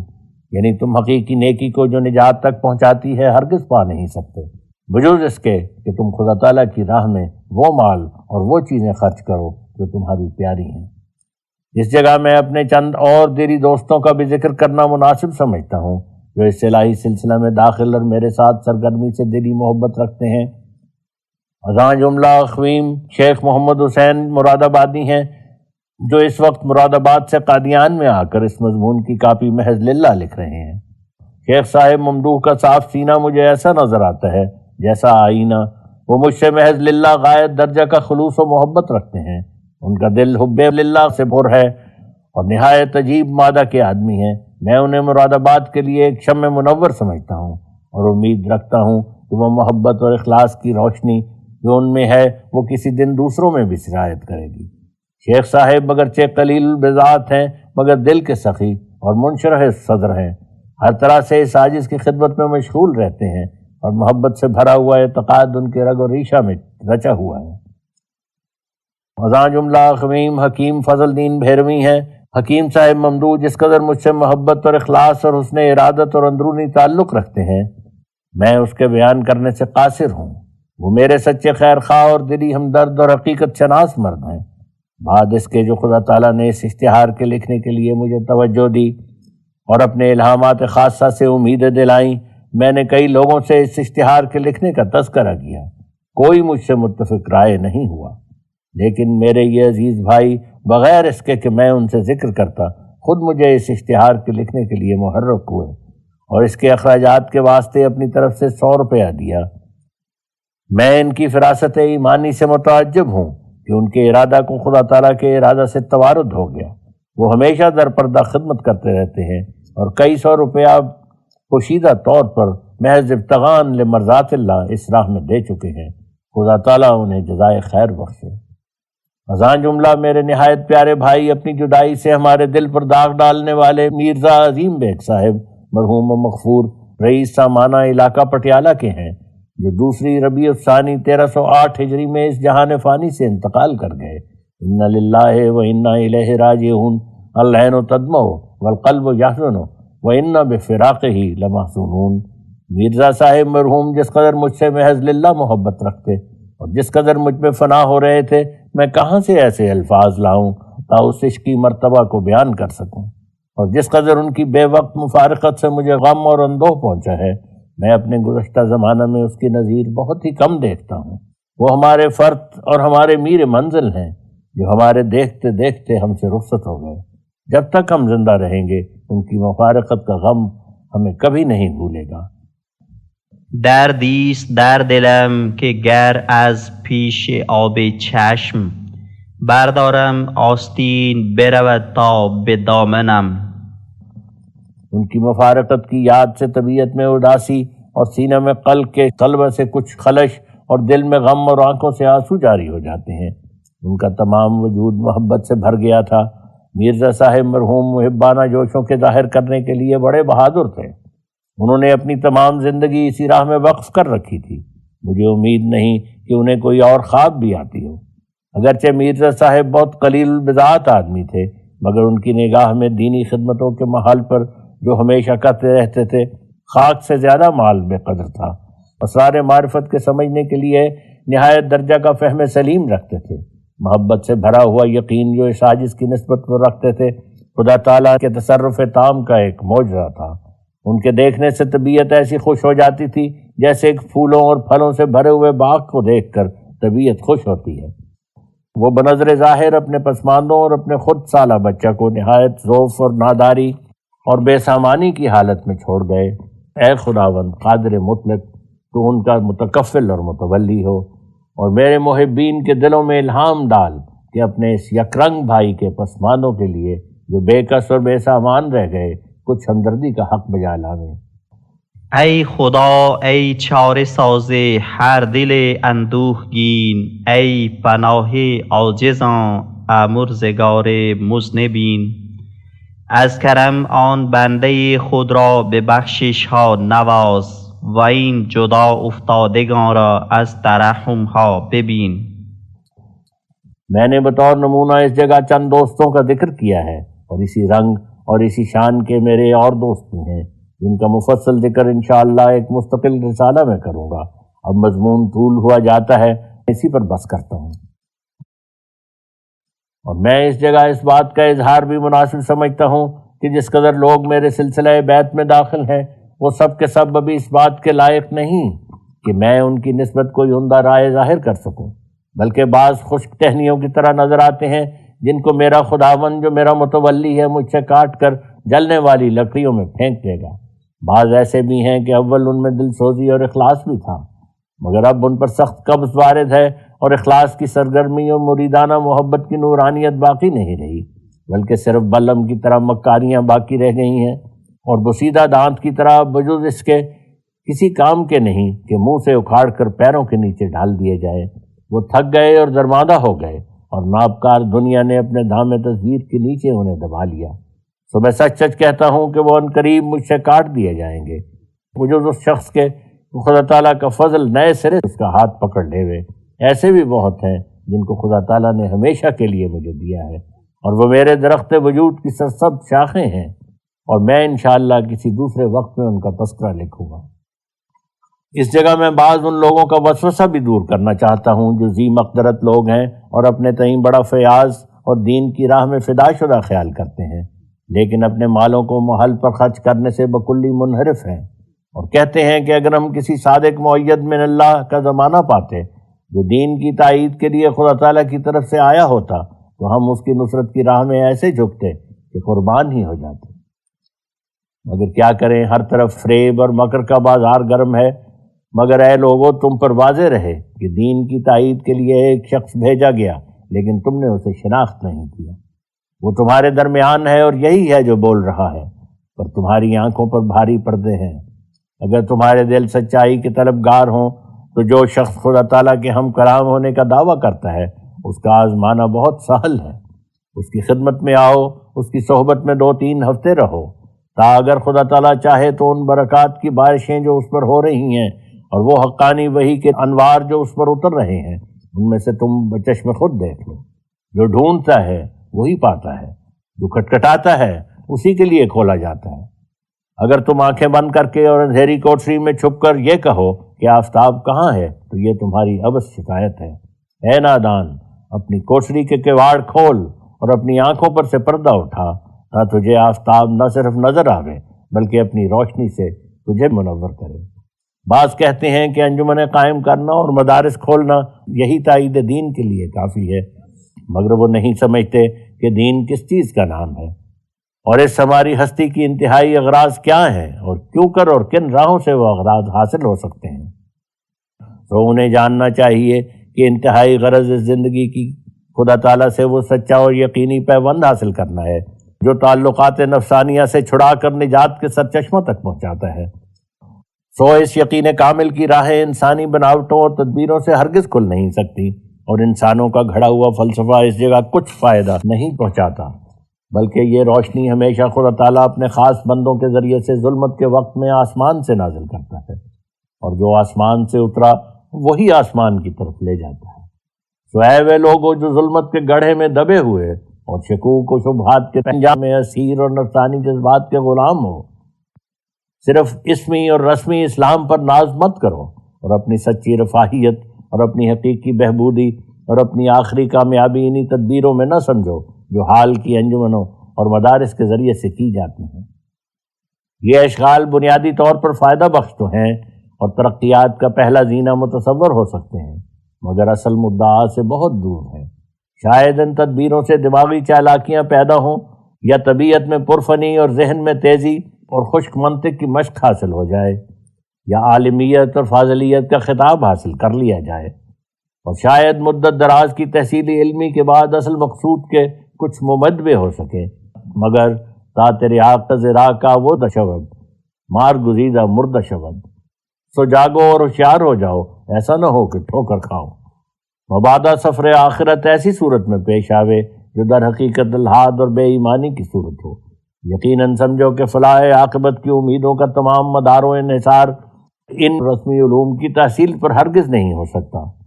اور اس آسمانی نور کے اترنے کی ضرورت ہے جو شکوک و شبہات کی آلائشوں کو دور کرتا اور ہوا و ہوس کی آگ کو بجھاتا اور خدا تعالیٰ کی سچی محبت اور سچے عشق اور سچی اطاعت کی طرف کھینچتا ہے۔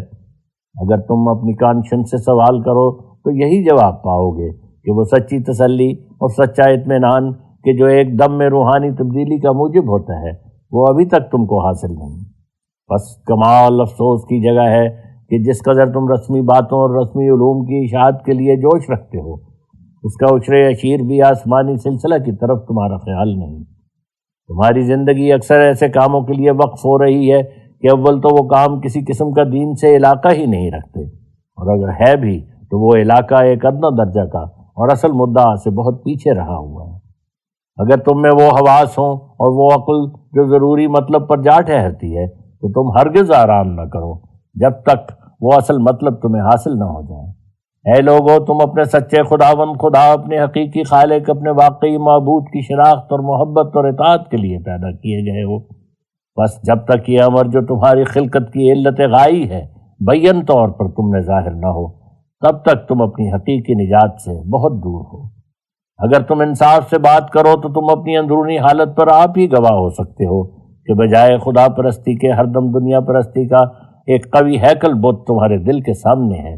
جس کو تم ایک ایک سیکنڈ میں ہزار ہزار سجدہ کر رہے ہو، اور تمہارے تمام اوقات عزیز دنیا کی جک جک بک بک میں ایسے مستغرق ہو رہے ہیں کہ تمہیں دوسری طرف نظر اٹھانے کی فرصت نہیں۔ کبھی تمہیں یاد بھی ہے کہ انجام اس ہستی کا کیا ہے؟ کہاں ہے تم میں انصاف؟ کہاں ہے تم میں ایمانت؟ کہاں ہے تم میں وہ راست بازی اور خدا ترسی اور دیانتداری اور فروتنی جس کی طرف تمہیں قرآن بلاتا ہے؟ تمہیں کبھی بھولے بسرے برسوں میں بھی تو یاد نہیں آتا کہ ہمارا کوئی خدا بھی ہے؟ کبھی تمہارے دل میں نہیں گزرتا کہ اس کے کیا کیا حقوق تم پر ہیں؟ سچ تو یہ ہے کہ تم نے کوئی غرض، کوئی واسطہ، کوئی تعلق اس قیوم حقیقی سے رکھا ہوا ہی نہیں، اور اس کا نام تک لینا تم پر مشکل ہے۔ اب چالاکی سے تم لڑو گے کہ ایسا ہرگز نہیں، لیکن خدا تعالیٰ کا قانون قدرت تمہیں شرمندہ کرتا ہے، جبکہ وہ تمہیں جتلاتا ہے کہ ایمانداروں کی نشانیاں تم میں نہیں۔ اگرچہ تم اپنی دنیاوی فکروں اور سوچوں میں بڑے زور سے اپنی دانشمندی اور متانت رائے کے مدعی ہو، مگر تمہاری لیاقت، تمہاری نکتہ رسی، تمہاری دور اندیشی صرف دنیا کے کناروں تک ختم ہو جاتی ہے،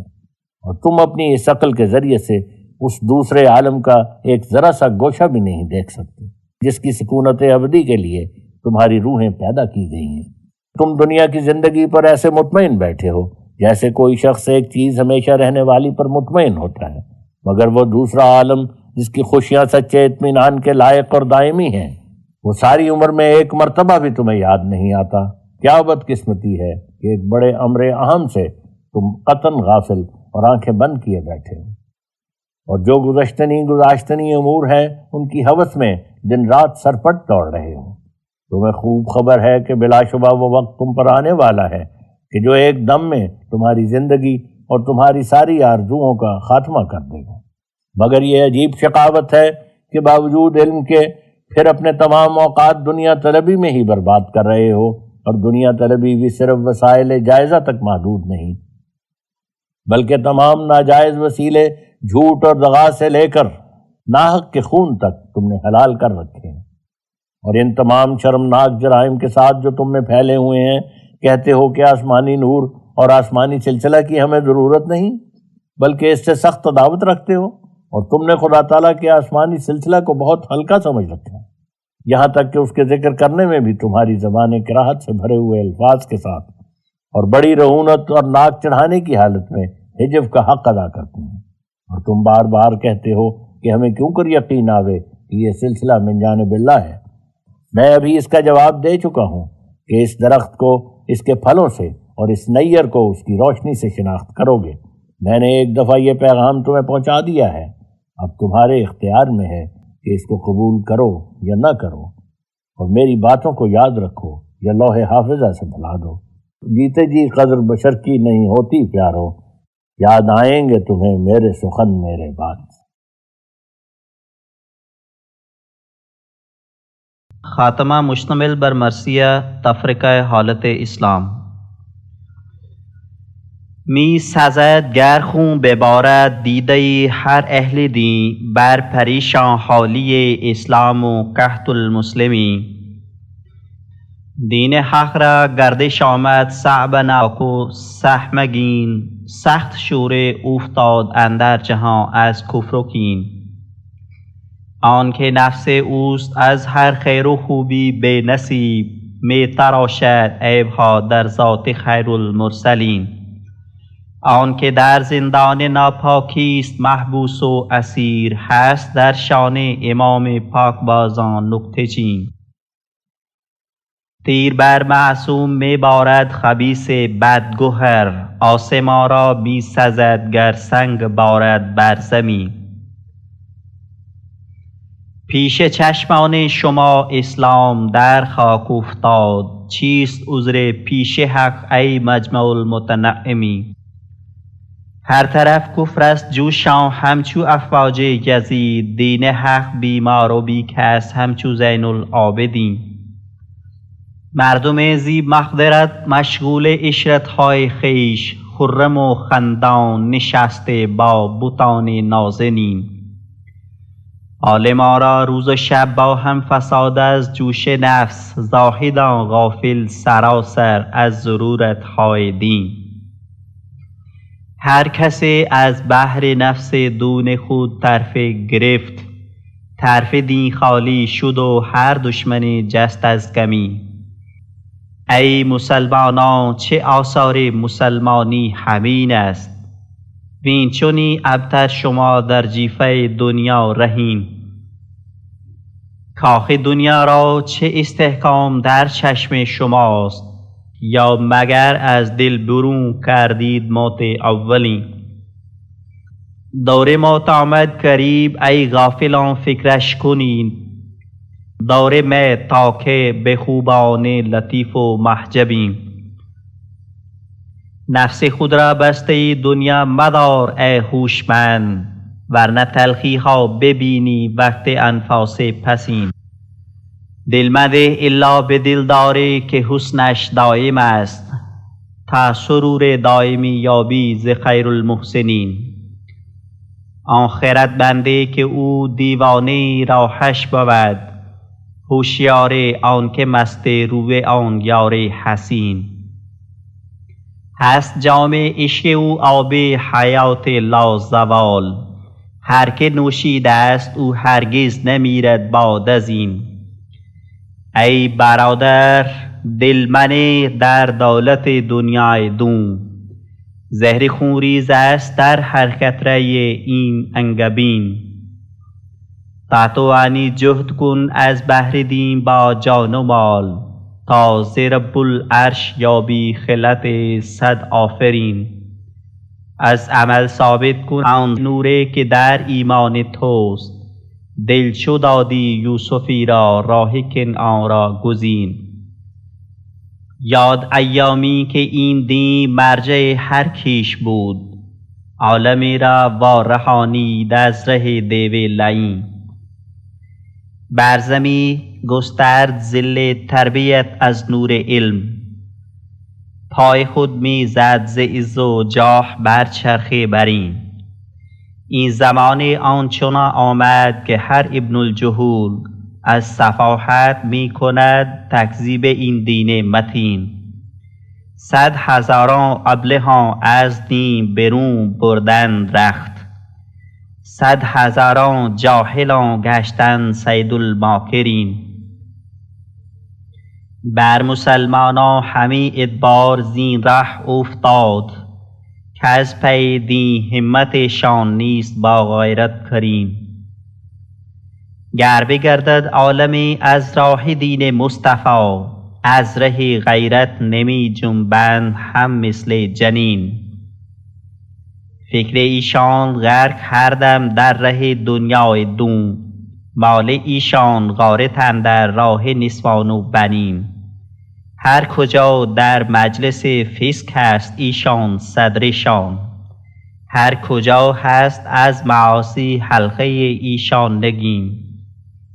با خرابات آشنا بیگانه از کوه خدا، نفرت از ارباب دین با می پرستن هم نشین. رو بگردانی دلداری که 100 اخلاص داشت، چون ندید اندر دل این قوم صدق المخلصین. آن زمان دولت و اقبال ایشان درگذشت، شومی اعمالشان آورد ایام چنین. از ره دین پروری آمد عروج اندر نخست، باز چون آید به آید هم از این ره بالیقین. یا الهی باز که آید ز تو بخت مدد، باز که بینیم آن فرخند ایام و سنین. این دو فقر دین احمد مغز جان ما گداخت، کثرت اعدای ملت قلت انصار دین. ای خدا زود آو بر ما آب نصرت ها ببار، یا مرا بردار یا رب زی مقام آتشین. ای خدا نور خدا از مشرق رحمت برار، گمراهان را چشم کن روشن ز آیات مبین. چون مرا بخشیده صدق اندر این سوز و گداز، نیست امیدم که ناکامم بمیرانی در این. کاروبار صادقان هرگز نماند ناتمام، صادقان را دست حق باشد نهان در آستین. اشتہار عام معترضین کی اطلاع کے لیے ہم نے ارادہ کیا ہے کہ موجودہ زمانہ میں جس قدر مختلف فرقے اور مختلف رائے کے آدمی اسلام پر یا تعلیم قرآنی پر یا ہمارے سید و مولا جناب عالی رسول اللہ صلی اللہ علیہ وسلم پر اعتراض کرتے ہیں، یا جو کچھ ہمارے ذاتی امور کے متعلق نکتہ چینیاں کر رہے ہیں، یا جو کچھ ہمارے الہامات اور ہمارے الہامی دعاوی کی نسبت ان کے دلوں میں شبہات اور وساوس ہے، ان سب اعتراضات کو ایک رسالہ کی صورت پر نمبر وار مرتب کر کے چھاپ دیں، اور پھر انہی نمبروں کی ترتیب کے لحاظ سے ہر ایک اعتراض اور سوال کا جواب دینا شروع کریں۔ لہٰذا عام طور پر تمام عیسائیوں اور ہندوؤں اور آریوں اور یہودیوں اور مجوسیوں اور دہریوں اور برہمیوں اور طبیعیوں اور فلسفیوں اور مخالف الرائے مسلمانوں وغیرہ کو مخاطب کر کے اشتہار دیا جاتا ہے کہ ہر ایک شخص جو اسلام کی نسبت یا قرآن شریف اور ہمارے سید اور مقتدا خیر الرسل کی نسبت یا خود ہماری نسبت، ہمارے منصب خداداد کی نسبت، ہمارے الہامات کی نسبت کچھ اعتراضات رکھتا ہے، تو اگر وہ طالب حق ہے تو اس پر لازم و واجب ہے کہ وہ اعتراضات خوش خط قلم سے تحریر کر کے ہمارے پاس بھیج دے، تا وہ تمام اعتراضات ایک جگہ اکٹھے کر کے ایک رسالہ میں نمبر وار ترتیب دے کر چھاپ دیے جائیں، اور پھر نمبر وار ایک ایک کا مفصل جواب دیا جائے۔ والسلام علی من اتبع الہدی۔ المشتہر خاکسار مرزا غلام احمد از قادیان، ضلع گرداسپور، پنجاب، 10 جمادی الثانی 1308 ہجری۔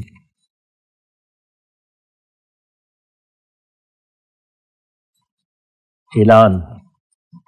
اس رسالہ کے ساتھ 2 اور رسالے تالیف کیے گئے ہیں جو در حقیقت اسی رسالہ کے جزو ہیں، چنانچہ اس رسالہ کا نام فتح اسلام اور دوسرے کا نام توضیح مرام اور تیسرے کا نام ازالہ اوہام ہے۔ المعلن: میرزا غلام احمد